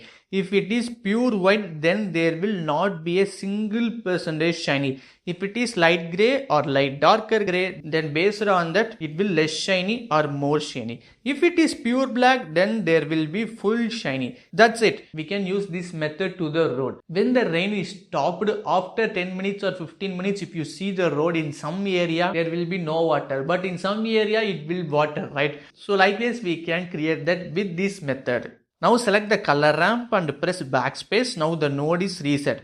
I am going to bring the light gray color in both these colors. Just left click and left click in the hex box. Now press DB DB DB and enter. Now whatever hex code we type, we will get that exact color, and you don't need to type this FF, automatically it will add. I would have already said that this FF is just the alpha value, that's it. Now left click on this white color and left click on this place in the hex box, C9 C9 C9, enter. Now we have changed the two colors as a light gray color. Then now finally press Shift A and type hue saturation value, or after pressing Shift A, just go to color hue saturation value. Just left click and bring it here. The wire will get highlighted, and left click, it will be connected. Color ramp color will connect with the hue saturation value color perfectly, and this node color will be connected to the roughness. Now remember, this value will be the value of roughness now. If I bring value 0, it will be full shiny. If I increase it fully, then it won't be a shiny. What is the value I enter in roughness? 0.1, right? So I'm going to left click and say 0.1, enter. Now I'm going to show you how it looks without these nodes and with these nodes. Now just left click, hold and drag to box select and select these 5 nodes. Just press M. Now all the selected nodes will be muted. That means now these 5 nodes is connected, but by muting these nodes, it looks like these nodes aren't connected. Then again press M, it will unmute the muted nodes. Now see how it looks. You can clearly spot the difference before and after. And we have completed the coffee cup material successfully. Now we have to start to create for glass material. We should go to render for this, then only we can see the changes. So I will click this final option and go to render, but we don't have a light setup, right? Now there is an easy method to add the light setup, that is HDRI. HDRI full form is High Dynamic Range Image. For example, just look at this image. By adding this image to our scene, we get realistic. I mean, we get real world environment, lighting and reflection from this image by just adding it to our scene. If you look here, there will be more different types of images. Just look at the categories: outdoor, skies, indoor, studio, night nature. There are many different types of categories like this. We can select any category we want and then we can easily download the HDRI image we need and we can easily add it to our scene. Now we are going to use this Brown Studio 04 HDRI image. I have given the link in the description. Check it out.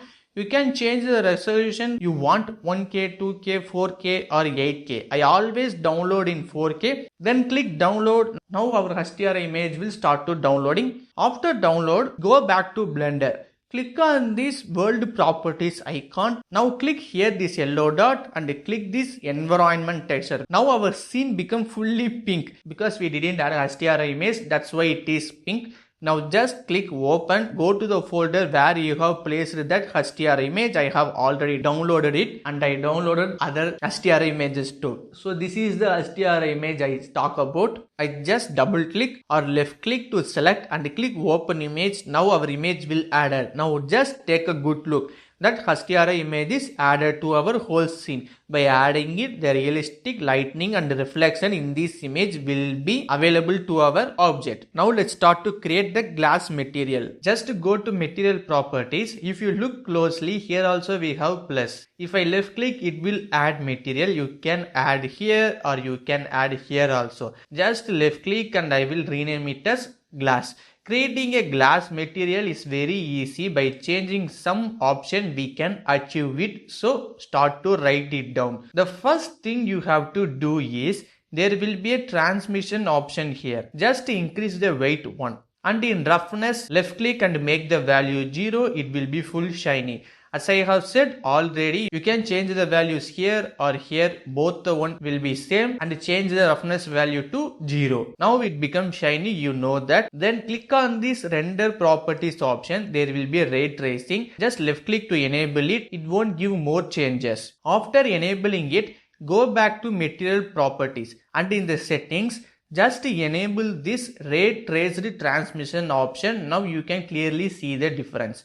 Now our object is so visible through glass, but this monkey looks like something upside down. In thickness option, it will be in sphere.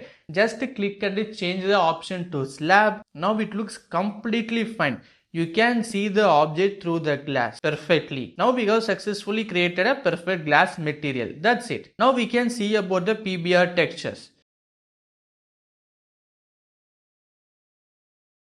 This image is called as base color texture image. You can see it is a realistic wooden texture. In the shader editor, there is a node called image texture. We will bring that node and import these textures to that node, and then by connecting it to the principal BSDF, we can get the result what we need. And this is the roughness map. While we creating a material for coffee cup, we added a noise texture. That time I told one important thing, that noise texture has black and white color. By connecting that to roughness, the black color area will be shiny and white will be no shiny. Depending on the color, how much it is black and white, it will be less shiny or full shiny or no shiny. In here, just look closely, there is light gray. That means there will be so less shiny. And in here, there is dark gray. That means it will be shiny but not full shiny. By adding this image, it will tell where should be more shiny and less shiny based on the color it will decide. I set this as a roughness map. Why I refer this as a map? A map has all information we need. We have all the countries, continents information in the map, right? And just take this image. It has the information about where should be shiny and where it should be less shiny. That is why I am referring this as roughness map. I can just say roughness texture image.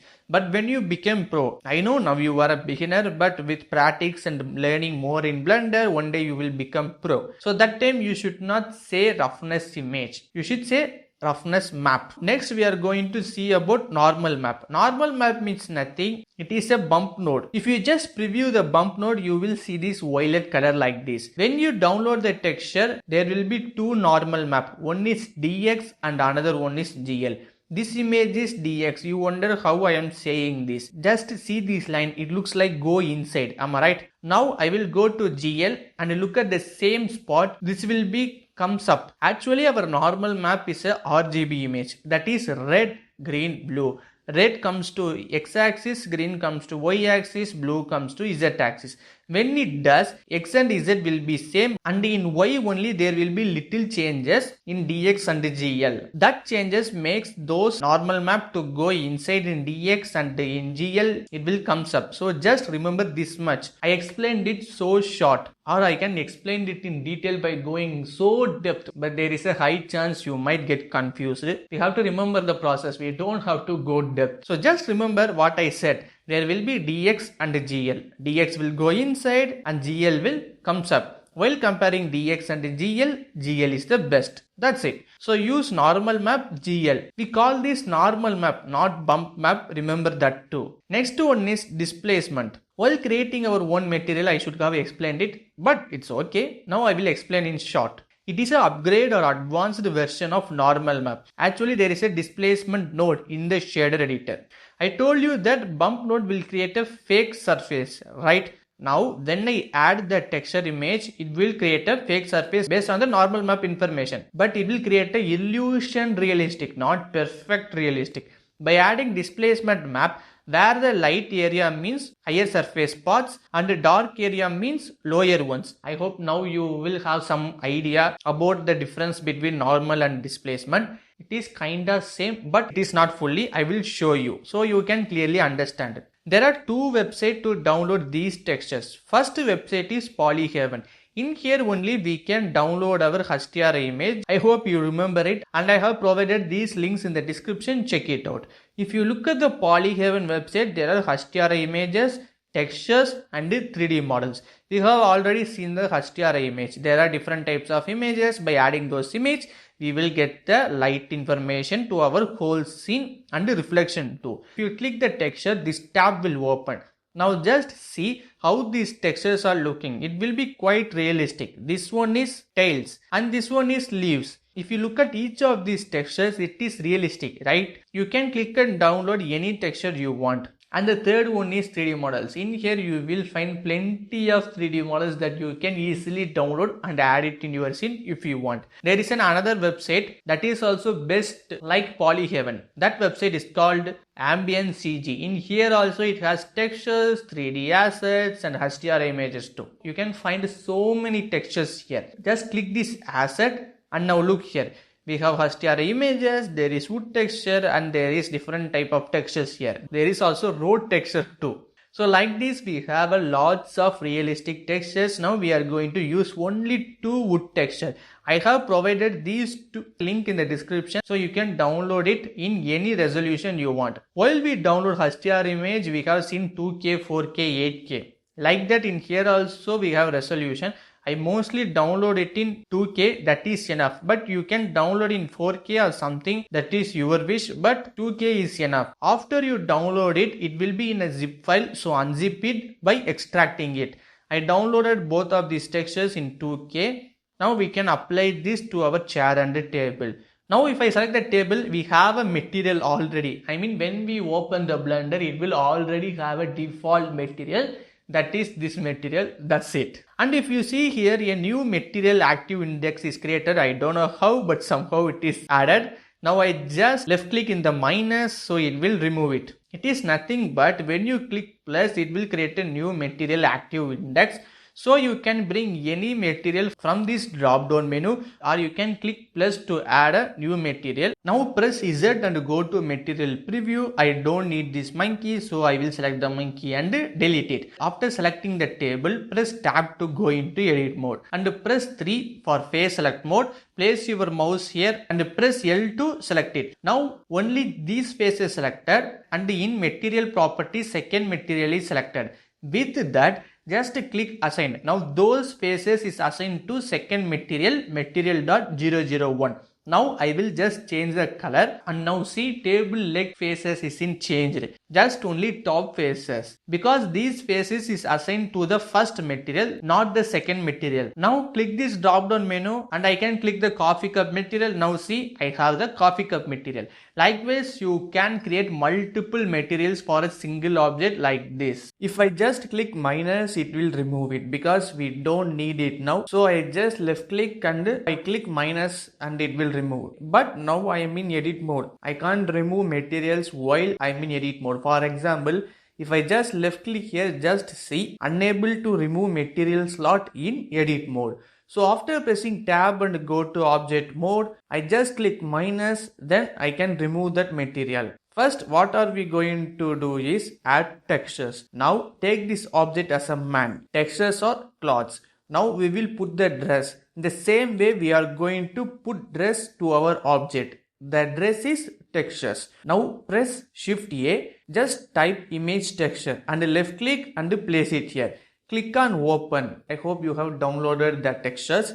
It will be in a zip file, just extract it. I just need base color. You can double click or after selecting the image, just click open image. Now our image is imported to the image texture node. Just connect color to the base color. Now our image will apply to our object. Now our object is finally wear a dress. But sometimes when we wear a dress, it will loose or tight, right? For example, see this texture. In here it is stretched, right? That means our texture is not properly applied to our object. If our dress is so loose or so tight, we will go to the tailor shop and they will adjust our dress, right? The same process we will do here. Just click here. UV editor is the tailor shop here. Before going to the UV editor, we have to do something. Just click this X, it will remove. Then left click to add a new material and rename it as UV testing and press enter to confirm. Now press Shift A and bring the image texture. Left click and place it here.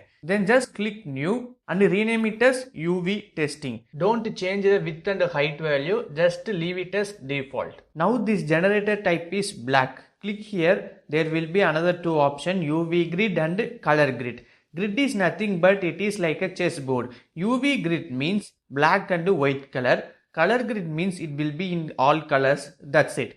Now I will select UV grid and now left click new image. The image will be created. Now hold down Ctrl and Shift and left click on this image texture to preview it. The reason we are doing is this because with help of this UV grid, while we are UV unwrap, we can easily find out it is perfectly UV unwrapped or not. Now I will show you so you can understand it. Click here, then click UV editor. Now in the drop down menu, click our UV testing image that we have just created. We selected the color grid. Instead of black and white, it will be different colors here. It is in a square shape. Like I said, looks like a chessboard, right? Now if you see our table, it is so stretched. And look here, it is like a rectangular, right? It is wrong. And in here also, it is not looking good. We can still clearly see in here also, it is so stretched and it is not good looking. We have to make all the faces has square shape perfectly like in those image. After that, if we add the textures, then we have no problem. When we go to the tailor shop, they will cut our dress and stitch it, right? But in here, we are not going to cut the mesh. We are going to tell Blender, consider this as a separate geometry. I will show you now. Our object is selected and press tab to go into edit mode. Now to snitch. If our dress is so loose or so tight, the first thing they do is they will cut the corner of the dress. Likewise, we are going to do the same process here also. First, we have to select the border edges. So I press 2 for go to edge selection mode and hold down Alt and Shift, and now if I left click this edge, I can select multiple edges. Now similarly, I will select these bottom edges also. After selecting it, just press U and left click mark seam option. Then those edges will be in red color. It is nothing but in tailor shop, they will put some mark in dress to cut it perfectly. Likewise, in here it is mark seam, that's all. So I press U in here, unwrap angle based, conformal and minimum stretch. You can just click any one of these and check it. I will first click angle based. Just left click. Now it has the same square shape like in that UV grid image. That means now it is perfectly UV unwrapped. And see the bottom face. It is also looking good. Now if we add textures, it will be perfect. Now we have to UV unwrap other faces too. First I hold Alt, Shift and left click to select these edges and press U, click mark seam. Now press 3 to go to face select mode. If I place my mouse in this face and if I press L, it will select only this face, not whole tabletop faces, because we are added mark seam. So like I said before, it will consider this as a separate object. It is not a real separate object, just consider it like that, that's it. Now I place my mouse here and press L, this face will be selected. Now this face is selected and see how it looks. It is looking rectangular, but it should not be like this. So we are going to add mark seam to edges. First we can add only one corner edges. By adding mark seam we can cut it and open it like a book. Now I will show you. Hold Alt and left click to select this edge and press U, click mark seam. Now press 3 for face selection mode. Place your mouse here and press L to select these faces and press U, UV unwrap angle based. That's all. Now see, it is full straight, not in square. You can add mark seam to all the corner edges, but it is not a condition. You have to add in only one corner edges. But maximum of the time adding mark seam to one corner edges is enough. But sometimes we have to add all corner edges mark seam. So just select all the corner edges like this and press U, mark seam. Now place your mouse here, press L, just the single face will be selected because we have added mark seam to all the edges, so it will consider the single face as a separate geometry. So press L to select all of these faces. Just take your own time, place your mouse on all the faces and press L so you can select all of these faces. After selecting these faces, now press U and click UV unwrap angle based.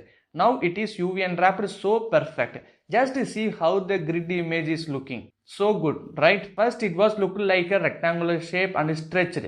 But now it is not. It looks so completely fine. Now we have to UV unwrap for table leg. Now these faces is selected. So just hold Ctrl and press plus. It will increase the selection and press H, it will hide it. Now I want to tell you an important thing. When you do 3D modeling an object, if any faces you are not going to show, just delete those faces. So I hold Shift and select all of these top and bottom faces one by one.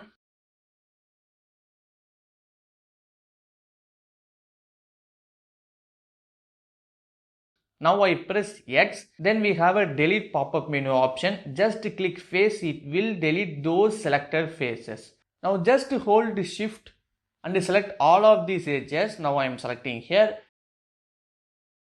Then press U and click mark seam. Now if we UV unwrap, it will perfectly UV unwrap. These faces will open like a book. Then press A to select everything. Now press U and click unwrap angle based. Now see how it looks. So perfect, right? If we add our wood texture, then it will be applied so perfect and it doesn't even stretch it. Now in UV editor, press A to select everything, then press S. We can reduce the scale little bit and I will place it here. We will definitely connect the mapping node, so we can just increase the scale in the mapping node. That time it will look perfect. After this, hold Alt and press H, it will hide all the hidden faces or hidden objects. Now hold Shift and select this face. In UV editor, just select everything by press A and just press S to reduce the scale and place it here. Now press A and see we are successfully UV unwrapped properly. And click here, switch to shader editor. We have created a wooden material by adding texture. Now in the drop down menu, select this.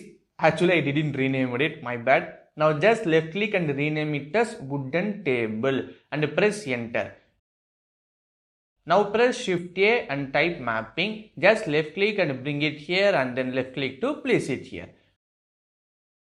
Now we have to give coordinates to mapping vector. So press Shift A, input, click texture coordinates and left click to place it here. While creating one material, I have explained that we will connect UV to mapping vector only when we use textures. Now we have successfully UV unwrapped in UV editor. So connect this UV to mapping vector. Now if I just left click and drag in scale, I can change the value same time for these three axes. I will put value 4. Now my scale is increased to 4 times big, and we can change the rotation we want. I think we have to change the rotation. So in rotation, left click on Z and type 90 and press enter. Now it looks good. I think we can increase the scale. Like how about 6? It is good, but I think I can reduce it up to 5. Now it looks perfect. Now just see in this area, now texture is in stretched. Now it looks so perfect, and see the leg, and now just see the table fully in 360 degree if you want. Texture is applied perfectly. This is how you will UV unwrap. Select this image by left click and hold Ctrl Shift D to duplicate it, so this wire will be connected, and place it here. Now left click this file icon, we have to bring roughness map, so just double click on the roughness map, we have it. In color space it will be RGB, just change this to non-color. I have already said roughness map can be a black and white, but doesn't think it is a color map. If you see here, we have added base color map. It is a color map, so we leave color spaces RGB. But for roughness map, we have to change color space from RGB to non-color. Just connect this image texture color to roughness. Now it looks good. And if you ever thought it is very shiny, there is a node for that, we can adjust it. When we created own material for coffee cup, that time we used hue saturation value node. So go to add menu by pressing Shift A, in color, left click hue saturation value. Now bring it here. Just left click, it will be perfectly connected. Now by reducing the value, it will get more shiny or it will decrease the shiny. I think I will enter 1.4 or 1.3. No. I think 1.4, yes, 1.4 is good. Now we have to add normal map. Select this node and hold Ctrl Shift and press D to duplicate it and place it here. Then click this file icon. If you look here, we have two normal map, DX and GL. Like I said before, GL is best. So double click on the normal map GL. Now we have it. And the color space is non-color. Now we have to connect this to principal BSDF normal. But this is yellow color and the normal is violet. I have already told violet to violet color. So press Shift A, in vector, left click on normal map node and place it here. Now connect this color to color and the normal map normal to this normal. That's it. Now you can clearly see the difference. I can increase the strength even more or less if I need. Now just see this line. I will zoom in further. Now strength is 0. Now I start to increase the strength. You can clearly spot the difference. Now it will create a fake surface like an illusion. Default strength value will be 1, but we can increase if we want. I will increase it as 2. Now it is perfect. I will select this node, hold Ctrl Shift and press D to duplicate and place it here. Click this file icon and double click on the displacement map, and color space is non-color. Now we have to connect this with the displacement. In principal BHDF, there will be no displacement. In material output node, we have displacement. We will connect this only here because in principal node, we didn't have displacement. Now press Shift A, add menu, in vector, click displacement node and left click here to place it. I have already told displacement will give realistic and height. Now look closely in this area. I will connect color to displacement height and displacement to material output displacement. Now you can see the difference. I will zoom in further. And now I started to increase the value. You can clearly spot the difference. It is realistic and it gives height. I will leave the value default as 0.010, but I think I can reduce it like 0.005. Yeah, it is much better. That's all. Now we have successfully added textures to the table. Next and the final object is chair. For chair, we have already added subdivision modifier. Now we have to apply that modifier. Then only we can easily UV unwrap it. I will show you what will happen if we UV unwrap without applying. Then click on this drop down menu and click the UV testing. Just see our chair. It looks like we have lots of work to do, right? I mean, there is more stretching and a lot to fix, but we can finish it so easily. First select chair and go to edit mode. Now we are in face select mode only. What I'm going to do is select this face, then by holding Ctrl I will select this face. Now it will be select every in between faces like this. Until then hold Ctrl and press plus to increase the selection. Now just hold Shift and select these faces too. We have to select the border edges, right? We have to select the border edges only. Now just go to select and select loops and click select boundary loop. It will select the boundary loops only. it will select only border edges of all the selected faces. Now click select, select loops and select boundary loops. Now just see all the boundary loops are selected. Then press U and click mark seam, it is added. Then press 3 for face select mode, place your mouse here, press L. Now these faces are selected. Then press U and click unwrap angle based, it looks okay. But in the corner, just look here, it is like stretched a little or it is like rotated. Because of the subdivision modifier, we are facing this problem. That is why I said we have to apply that modifier. Now I will click here and go to UV editor. First thing we have to apply subdivision modifier. Before applying the subdivision modifier, I will select the chair, then press Shift D to duplicate and press X to move it in X axis. Now click this arrow mark and click apply. Now subdivision modifier is applied. After that, just press tab to go into edit mode. Just to see what is happened here. I have already told you by adding subdivision modifier, it will cut the faces into a smaller faces, right? And when applying subdivision modifier with the level 3, this is what we get, so much of loop cuts. Now it is difficult to select the edges and add marks. Now it will be such a difficult task to select edges and to add marks. So now I press tab to go into object mode and press delete key to delete it. Once again I will duplicate the chair, place it here. Now reduce the subdivision modifier viewport level 2. Now click this and click apply. Now go into edit mode. If you see, there won't be more number of loop cuts. So after UV unwrapping, we can just add a modifier and simply keep it as a level 1 if you want. Now in here I press L, these faces selected. Now press U, UV unwrap angle base. Now see, there is no twist or stretched. It looks completely perfect. Then press 2 for edge selection mode, left click outside, so it will be deselect. Now we have to select the edges, I mean all these edges here. So hold Alt and Shift to select these edges here, so we can select multiple edges like this. Select the edges, I am selecting, there is no rush. Just to select these loop edges one by one. After you select all these front edges, go back and select these edges too. Like how you selected edges from the front side. Take your time and no rush. I am saying it once again. We have to select perfectly. So take your own time and select it. After selecting it, press U, click mark seam. Now press 3 for face selection mode and press L to select these faces. And likewise, press L here, here and here to select all of these faces. Now hold Shift and press H. So it will only hide the faces which is not selected. Likewise, the objects too. Now press U, UV unwrap angle based. If you look closely, it doesn't UV unwrap properly now, right? In the UV editor, see, if we add mark seam in this edge, we can separate it like a book and make it a straight. So for that, we have to add mark seam. So we can select anywhere. So I will hold Alt and Shift and select these edges. Select these edges here. Now here, here and here. Then press U and click mark seam. After that, press A to select everything. Press U, UV unwrap angle based. It doesn't look good still. So press U, unwrap conformal. Still no. So once again press U, unwrap minimum stretch. Yeah, it looks perfectly fine. Now see, it is not stretching or rotating or something like that. Now hold Alt and press H, it will unhide all the faces. After that, press 2 for edge selection mode. Now select these edges by holding Alt and Shift. In here also select these edges. Then press U and mark seam. We have to select some edges too. Left click this edge and hold Ctrl and left click this edge. Now it will select all the in between edges. Then press U, mark seam. If we UV unwrap it, it will cut and become a straight. Now press 3 for face select mode and press L to select these faces and press U, unwrap minimum stretch. Now it looks so neat and perfect. After that, next, I think this is the bottom edge here, here, here, and we have to select other side of the bottom edges too. Then press U, mark seam.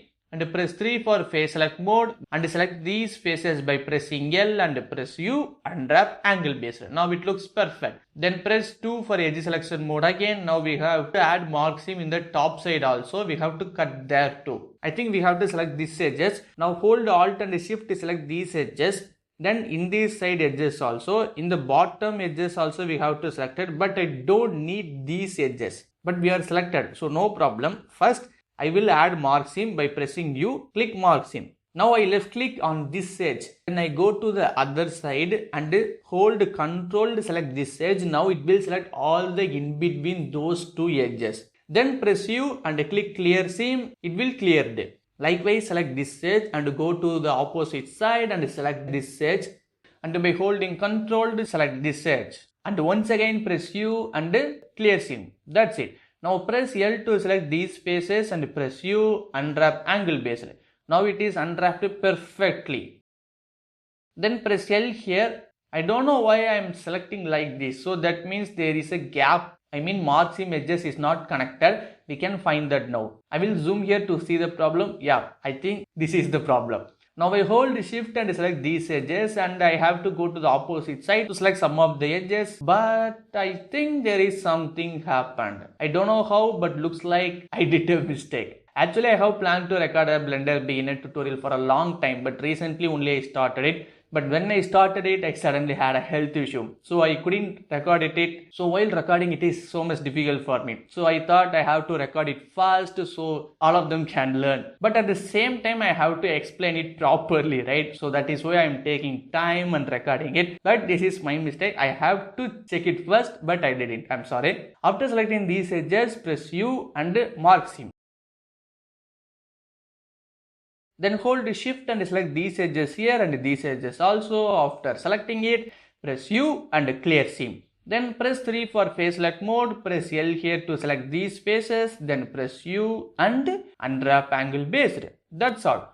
Now it looks perfect. That is my fault. I didn't notice that before, but it is okay. Sometimes unexpected will happen. Now I press L here. These faces selected. Then press U, unwrap angle based. Now it looks good. We can check other one too. Press U, unwrap minimum stretch. Press U, unwrap conformal. All looks fine. Now in back side also press L to select these faces. Press U, unwrap conformal. That's it. Finally, we have to UV unwrap the chair leg. Now I press L to select all these 4 legs. After that, hold shift and press H. It will select the all not selected faces. So all the not selected faces will be hide now. So we can start to select the corner edges. So I think this is the one. Hold Alt and Shift to select these edges. Just lift your finger on the left click mouse button. Because we have to move and rotate the scene, right? I mean we have to go here. And don't worry, these edges will be selected. Now hold and shift to select these corner edges. Just to see both corner edges is selected. If you just left click on outside or just left click on any other edge, then the edges you selected will be deselected. So don't do that while selecting multiple edges like this. Then hold Alt and Shift to select this edge too. And likewise come near this edge and hold Alt and Shift, select this edge too. That's all. Now press U and mark seam.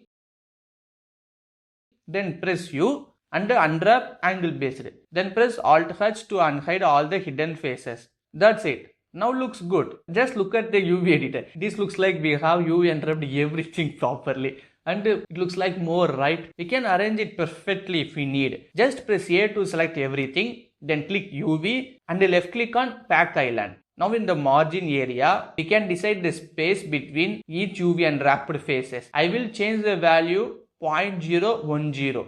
Left click pack. Now just look how it is properly arranged. And just see here, it has space, right? Because of the margin value we assigned, it has space between each UV unwrapped faces. And it looks perfectly good. Now first we have to check our object is fully UV unwrapped or did we miss any spot. So now I will press tab to go into object mode and here it looks like nice, here, okay. And I think I missed this spot. So that's why I'm saying always check twice to make sure everything perfectly we finished it. And go to edit mode. Now just left click outside the chair, then place the mouse here and press L to select these faces. Now press U and unwrap angle based. These faces also now UV unwrapped properly. Now click UV and Pack Island. Margin is 0.010 and click Pack. Now everything looks perfect. It is not necessary to do this all the time. I mean Pack Island option, it is based on you need it or not. But it will be good if we do this. But sometimes you should not. That is your wish. Then go to shader editor. I will just delete this image texture node. Now click here and rename it as wooden chair and press enter to confirm it. Then connect principal BSDF to material output surface. And we are going to look at interesting topic. Now go to edit, preference, there will be option called add-ons. To explain add-on in short, it is very much helpful while we working. For example, see here ANT landscape. This is an add-on. With help of this add-on, we get some option and we can instantly bring different types of mountains. I will show you now. Enable this add-on. Now see this add-on is enabled.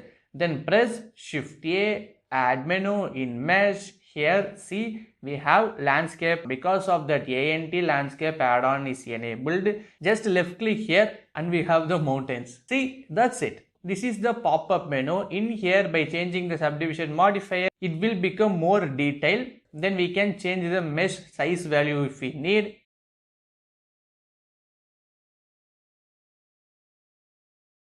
And in this option, we have different types of mountains. It looks like small, but we can just select the mountain and press yes. We can scale it here. Now I will delete this mountain. Likewise, there are more useful add-ons here, and there are some add-ons that are so much helpful for 3D modeling. You can also bring instantly a tree. Just type sampling tree gen and enable this add-on. Now we can easily bring the tree because of this add-on is enabled. Press Shift A, curve, click sampling tree gen. Now we have the tree. In this pop-up menu, click here and go to leaves. Just enable show leaves. Our tree will have leaves now. Then for tree add bark texture and for leaves add leaf textures. That's all. Now we have a tree. So in many ways add-ons will be very useful. There is an add-on called Node Wrangler. Now this add-on will be helpful for us now. Now if you look, most of the add-ons is enabled because before using Blender 4.5 I was using 4.3. So when I installed 4.5 and when I opened it, it asked an option. Do I have to import the preference from previous Blender version? So I just clicked it. So that is why what are the options I enabled in the Blender 4.3, it is enabled in Blender 4.5.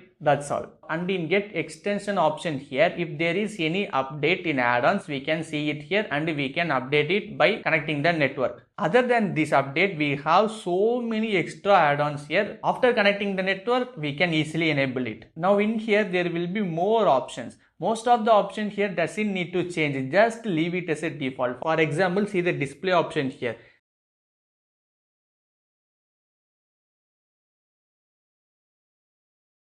The line width is thin. If I change this to thick, you can see the difference. I will change the option back to thick. We will definitely leave most of the options as default because this won't need to be changed. That's it. If you go to edit preference, you will only go to add-ons options first, or you will go to the file path, asset libraries. I will explain this next. This is a very interesting concept and a useful one. So like I said, you will leave most of the options as default. And make sure auto save preference is enabled. Otherwise, every time we should click save preference. Now I have selected this chair. The reason we enable Node Wrangler add-on is when we want to bring texture, first we have to bring image texture node, then import the texture, then we have to duplicate it and bring other textures, and with that we have to bring mapping and texture coordinates. Wow, it looks like so many work we have to do, right? So we can cut it as short. I mean, we can easily finish it. That is why we have enabled that add-on. But before that, see here, it looks like some dark shadow, right? Because of the ray tracing is enabled, it looks like this. For glass material, we have enabled that option. That is why it looks like having a black shadow or something. That's it. Then look here in chair. It doesn't have a complete curve here, right? So go to add modifier, generate subdivision modifier, and just keep the level 1. Now it's good. Then left click to select the principal BSDF and hold Ctrl Shift and press T. It will open the file manager. Then go to the folder where you have put those texture. If you want to bring all those textures, then just simply press A or hold Ctrl and left click. You can select multiple texture that you need. After selecting texture, just click this principled texture setup. Now look closely. We have image texture node and our base color texture map is imported. And this image texture color is connected to the base color. Likewise, the roughness map is connected to the roughness. If you notice here, the name won't be image texture. It is as base color. We can change the nodes if we need. For example, now I will select this normal map node. Then just press F2. I will rename it as normal bump map to show you the difference. That's all. Then press enter. Now see the name is changed. Likewise, we can easily change the node name. The reason we do this is because if I have 4 image texture, then I have to click and see which is base color and roughness, right? By changing these nodes, I can understand it. Oh, it is base color and it is roughness map, like that. Other than that, mapping and the texture coordinates nodes also connected. See, texture coordinate UV is connected to mapping vector and we have a frame here. These nodes are in this frame. This frame has a name too. Like this, we can organize our nodes. To create frame, first I will left click and hold and drag to box select these 2 nodes, then press F. Now these 2 nodes will be inside the frame and we can name the frame too. I will rename it as bump and displacement, press enter. Now see, we have a frame and it has a name too. Looks like I done a spelling mistake, no problem. Again I press F2 and I will correct the spelling. Then press enter, that's it. Now it looks like good. I think we can increase the mapping scale. So just click and drag these 3 axes and I press 2 and enter. I think value 2 is good. We can change the Z rotation if we want. Left click here and enter 90. In here it is good. But I think this is not. So first I will press Ctrl Z to undo it. Textures in this area is going this side. But I think it is not good. I need my textures to go this way. So click here and click UV editor. Now press tab to go into edit mode. Place your mouse here.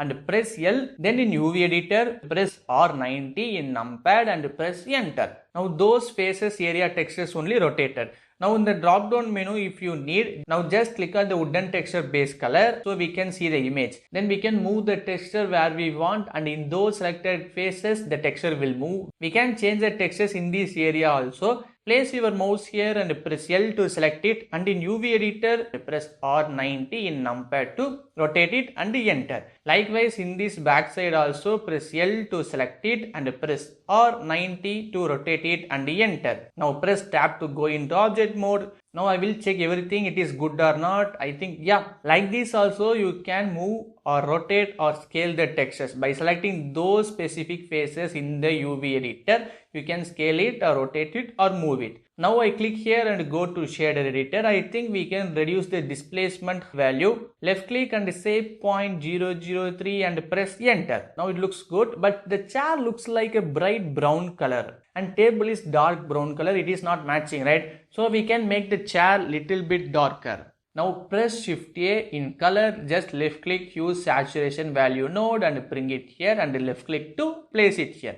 Now you guys all know by connected this node to the roughness, by changing this value we can adjust the roughness, right? But now by changing the hue value it will change the texture color. I will click this arrow mark and I can change the texture color like this. Default value is 0.500, so I will just press 0.5 and enter. It will automatically consider 0.500.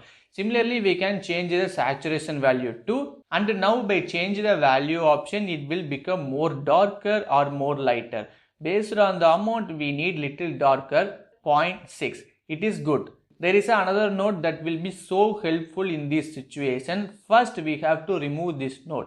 For that, hold Alt and left click to select this node and hold it and move the mouse and don't lift your finger. Then only you can remove it like this. After removing it, just lift your finger. Now it is removed. Once again, I will explain. This node is selected. Hold Alt and left click, select this node. Without lift your finger, move the mouse so you can remove this node. After that, lift your finger from the left click mouse button, it is removed. Now press Shift A, color, click RGB curve option, then bring it here and left click to connect it. In here we have color option and we have RGB. That means it is red channel, it is green channel and final one is blue channel. And it looks like a graph. Just left click here, we have a dot. Then left click, hold and move it, it will become brighter. If I left click, hold and move it down, then it will become darker. Now I click here and click reset curve. It is reset now. Then go to red channel, click here and I will have a dot. Now if I move this like this, then only red color in my texture will be changed. Likewise in blue channel, if I left click here, I have a dot and I left click, hold and move it. Now in my textures, only blue color will be changed. So you can change it if you want. Now I will just click here and click reset curve. I don't want to change red, blue, green. So in color, so I just click here and I bring this dot here, and once again I click here, I have a dot here, and I change this curve to a S waveform. So it looks good, but I think I can little bit adjust it. Now it looks nice, right? Now if you compare these two chairs, you can spot the difference easily in which chair the texture is applied properly and UV unwrapped and which is not, right? So that is why I am saying UV unwrap is more and more important. Looks like the chair texture color is not still good. Now first I click here and reset curve. Then I click here, I have a dot and I just move it little bit down. So I can make it little bit darker. Sometimes the S curve will be good, but now it looks like in some area it is more even darker. So that is why I reset and just bring it down like this. Based on the textures, you can use S curve or not. That is your wish. Now I make it as a little bit darker. We can also connect it with the hue saturation value node too. After connecting, we can change the value slightly like this. And we can change the saturation value also. How about 1.100? If I reduce the value, it will become more darker. Now it looks perfect for me. Like I said before, this chair is perfectly good because of the UV unwrapping, and this chair is not. So I select this chair and delete it. Then I select this chair, press GX to move it here. That's it. Now we have successfully completed adding textures to our object. Now we can see about asset browser. I click here and click asset browser. As you see, I have so many 3D models here and I have created more folders. Now in this interior object folder, see, I have bed and I have more 3D objects. I done all these 3D objects by myself. Likewise, I have some other folders too. The use of asset browser is we can bring the object at any time we want. For now, I go to my interior object folder. I have a gun here. So just left click, hold and drag it to my 3D scene. Now see, it is snapping to my table. If I go near to my chair, it is snapping on my chair. We have seen snapping before. I hope you still remember it. Likewise, we can bring our 3D object. Now I click and hold the gun and drag it to the table. It is snapping to the table face. Now just lift your finger on the left mouse button and we have it. Then I enable the snap option and I check still snap target option is in face. Yes, it is. Now select the gun and press G and snap it to the table face. If I need, I can simply press S to scale it like this. Likewise, we can easily bring our 3D model objects. Now I will go to my nature assets folder. I have some nature objects and different types of trees and different types of colors.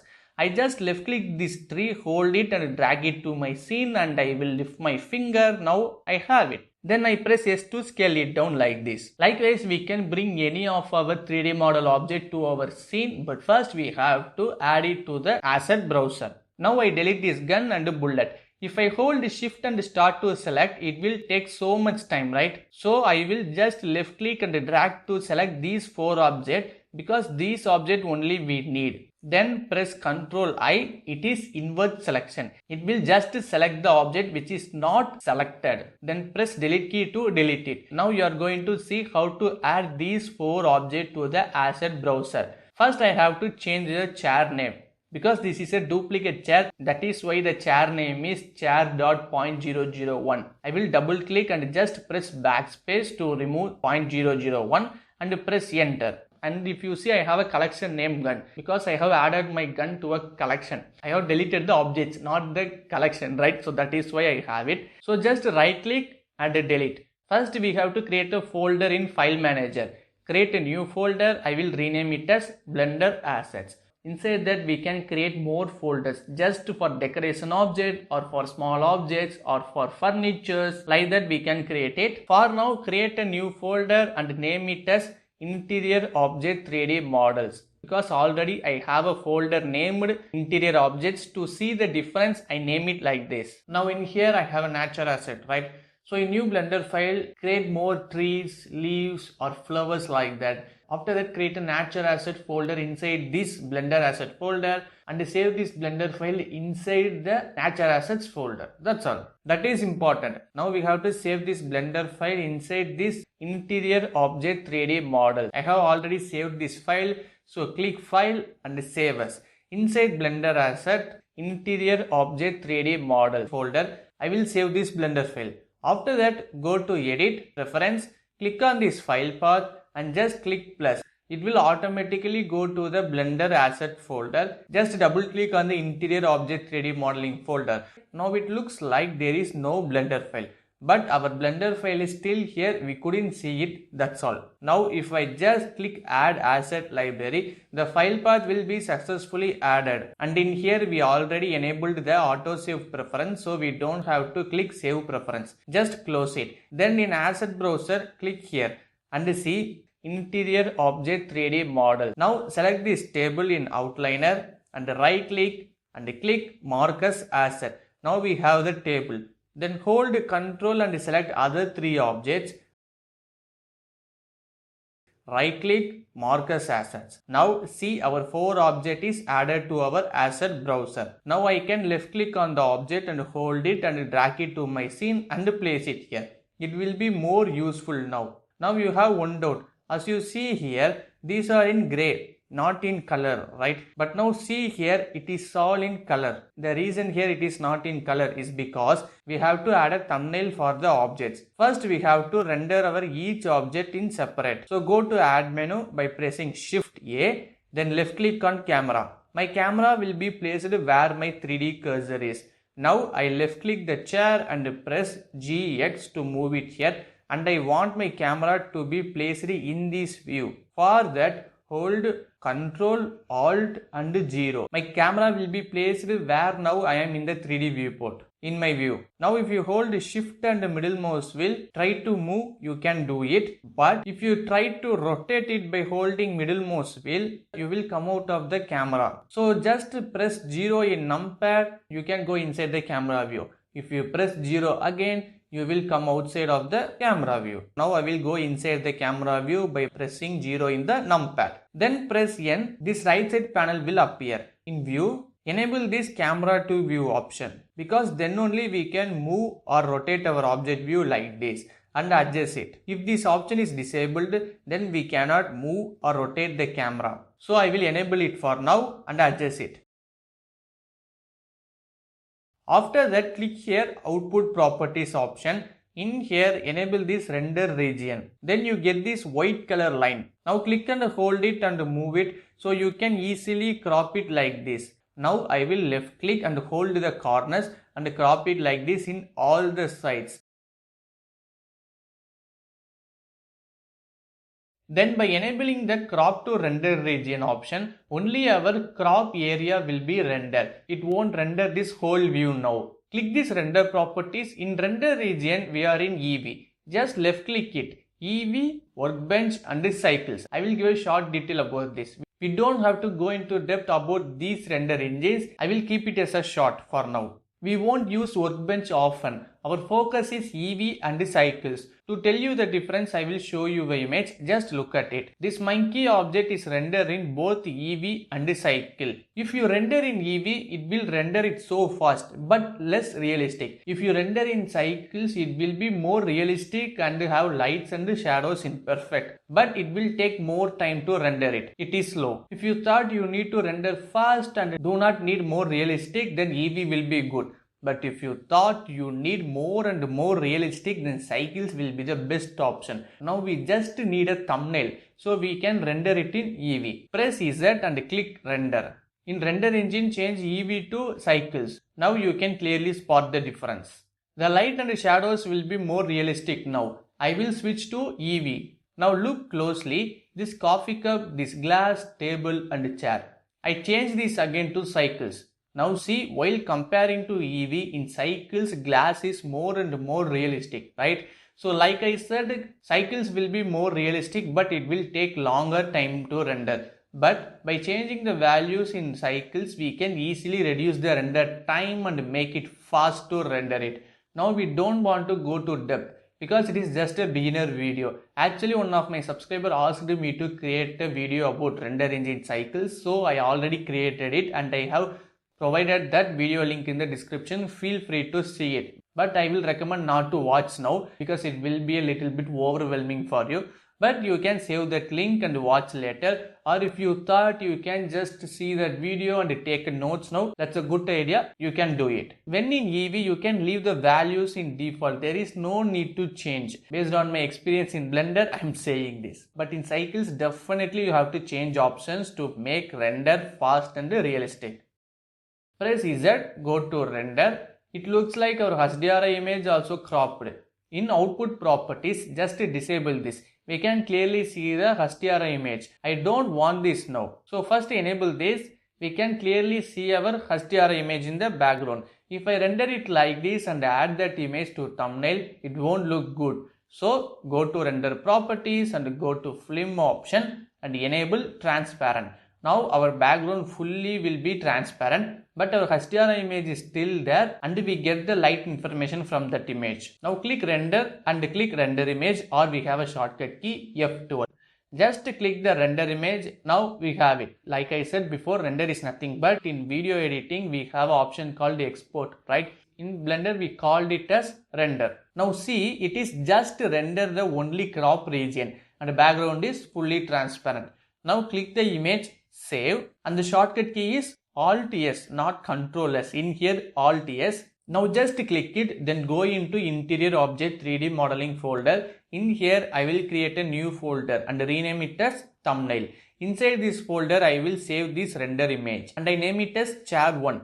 Because after that you will definitely create more different types of 3D modeling chair, right? So that time you can save it as chair 2, chair 4. So that is why I am renamed this chair as chair 1. And click save and click save as image. Now our image is saved. I can minimize this or close it. Then in the asset browser, I just left click the chair and press N, the right side panel will appear. Click the chair and click this folder icon. We directly go into the interior object 3D modeling folder. Now go inside thumbnail folder. We have our image. Now just double click the chair image. Now it will be added as thumbnail. Now see, it looks good, right? Likewise, we are going to do for other 3 objects. Now select the chair and hold shift and press yes. Now click cursor to selection. Now my cursor is here and move this chair aside. Now I will explain why I am doing this. Now I have to bring the next object, but I have to go out of the camera view and I have to select the object and I have to move it here and place it here. It looks like a big process, right? So that is why first I placed my cursor here. And in outliner, I left click to select the coffee cup. Now my coffee cup object is selected. Then hold shift and press yes. If I click selection to cursor, my object will be placed where the cursor is placed. So now just click cursor to selection. Now my object is perfectly placed here. Now click the camera and click the crop and adjust it. You can zoom it if you want to. Then left click and hold and just crop it like this. Don't need to be rushed. Just take your time, slowly crop it. Now I click render image. Now our coffee cup will be rendered. Then click image. Click save, then name it as coffee cup and save this image. Next we need to render glass. So first select the coffee cup and press GX to move it. Then select the glass in outliner, then hold shift and press yes. Click selection to cursor. Now my glass is here. Then left click the camera and just adjust the crop like this. After that click render image, press shortcut key F12. I just press F12. Now we have it. But it looks like more blur. If you see, this is our actual camera view and we are cropping in that view. For example, take an image. If you just crop a small portion like this in your image, that means we are zoom in and crop it. Then it will be so blur, right? That is why we are facing this issue now. First in output properties, just disable this option and enable the camera to view. Now just zoom in camera view like this. After that enable the render region and crop to render region option. Now just adjust the crop like how I am doing.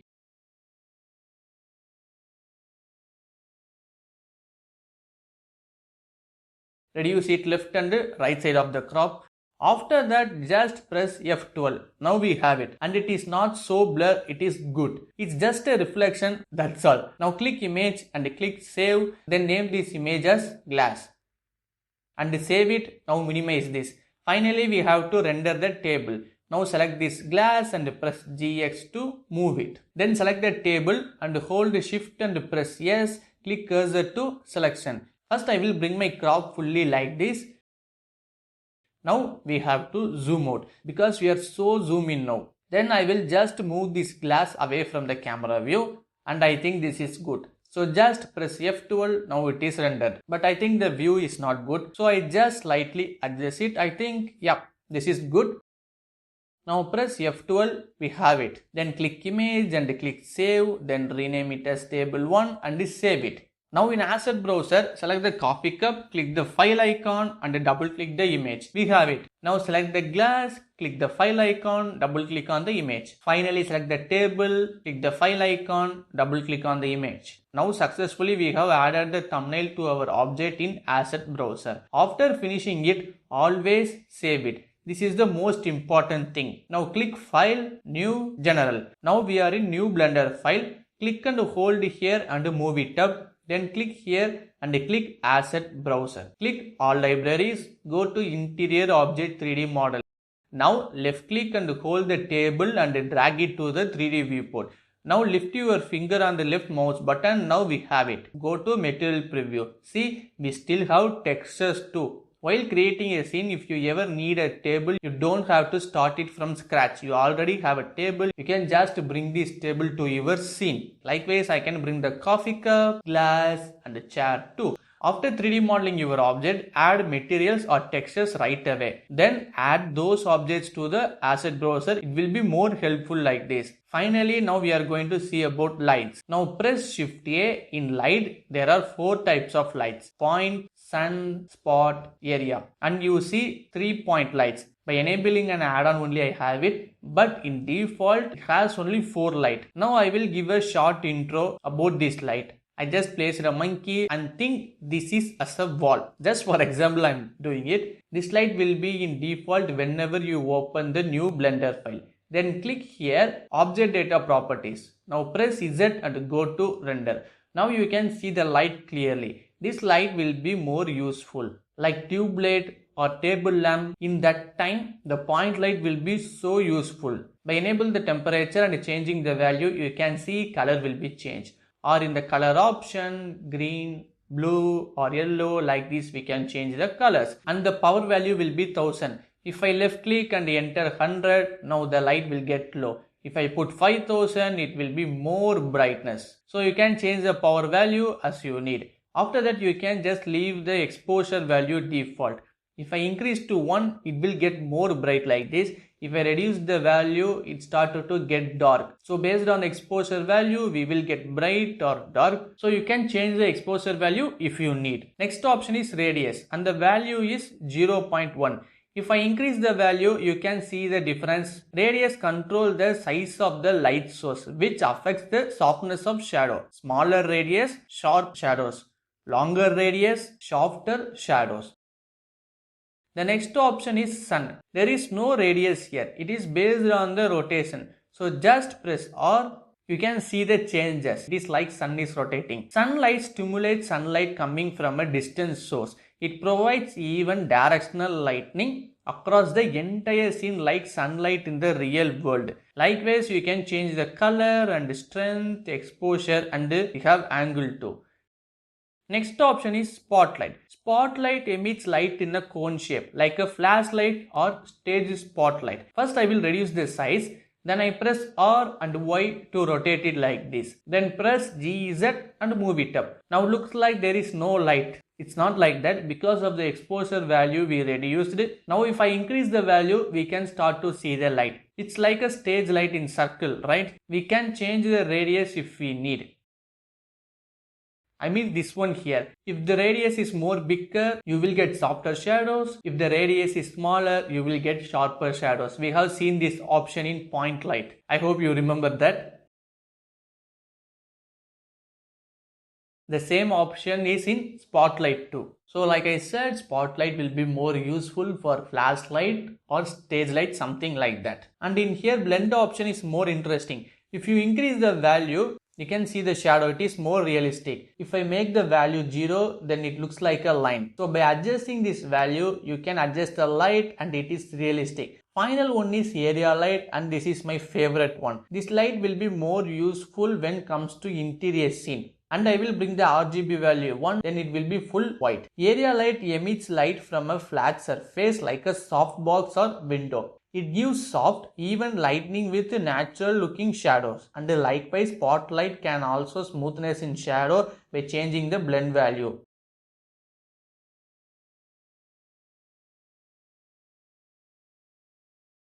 In the area light, just see this. Now the shadow is smoothness. It looks good and realistic. And I can change the color. I think I will make it as light red color, and we can change the temperature and we can change the power value. Then we can change the shape also. There are so many shapes. I will select the rectangular. I will have the X and Y value to change. Likewise, we can change the values and you can see how the light is affecting. For now, I will leave it as square default. Now select this area light, hold Alt and press R. It will reset the rotation. That's all about the area light, and it will be so useful when comes to interior scene. We have seen about the point, sun, spot and area light. That's it. I can explain it more depth like showing an interior scene or explain how to add light or bring any single object and tell how to add light setup for that single object. Like that I can do, but it is just a Blender beginner video. So I thought going depth is not good now. First one is point light, and it is useful in tube light and lamp. And then sun, it is like kinda real sunlight. By changing the rotation, we can adjust it and we will have nice shadow. Third one is spotlight. This one will be useful for torchlight or stage light. And the final one is area light. It will be more useful in interior scene and to add light for a single object. That time also area light will be the best one. Now I think I have covered most of the topics that as a beginner you have to know. Now I am going to give you an important assignment. Now without watching the video, you have to 3D model these 4 objects. Then create material for glass and a coffee cup and add textures. It is not compulsory to add the same wooden texture I am adding. You can add different wood texture also. I have provided the link for Polyhaven and Ambient CG. You will find plenty of wooden textures, so you can download any texture you like. Then UV unwrap it perfectly for chair and table. Then apply the textures. That is your first homework. First assignment. The second assignment is I have given some reference image link. This chair, then these different types of table, and this teacup, and finally in this link you can see the stool reference image. So download this image, and with help of this reference image start to 3D modeling these objects. And I have provided link for Polyhaven and Ambient CG to check it. You can find plenty of textures in those websites like I said before. So take your time. First 3D model these objects, then add materials or textures. Before adding textures, don't forget to UV unwrap it properly. That is the most important thing. And finally, add that object to the asset browser. While doing your homework, this assignment, if you ever had a doubt about in 3D modeling or materials or textures, something like that, I have given my Discord link in the description. You can join it and you can ask your doubt. I will clarify it. In my Discord, I have a separate section English. In there, you can ask any doubt in your assignment or anything about 3D modeling in Blender. I will clarify your doubts.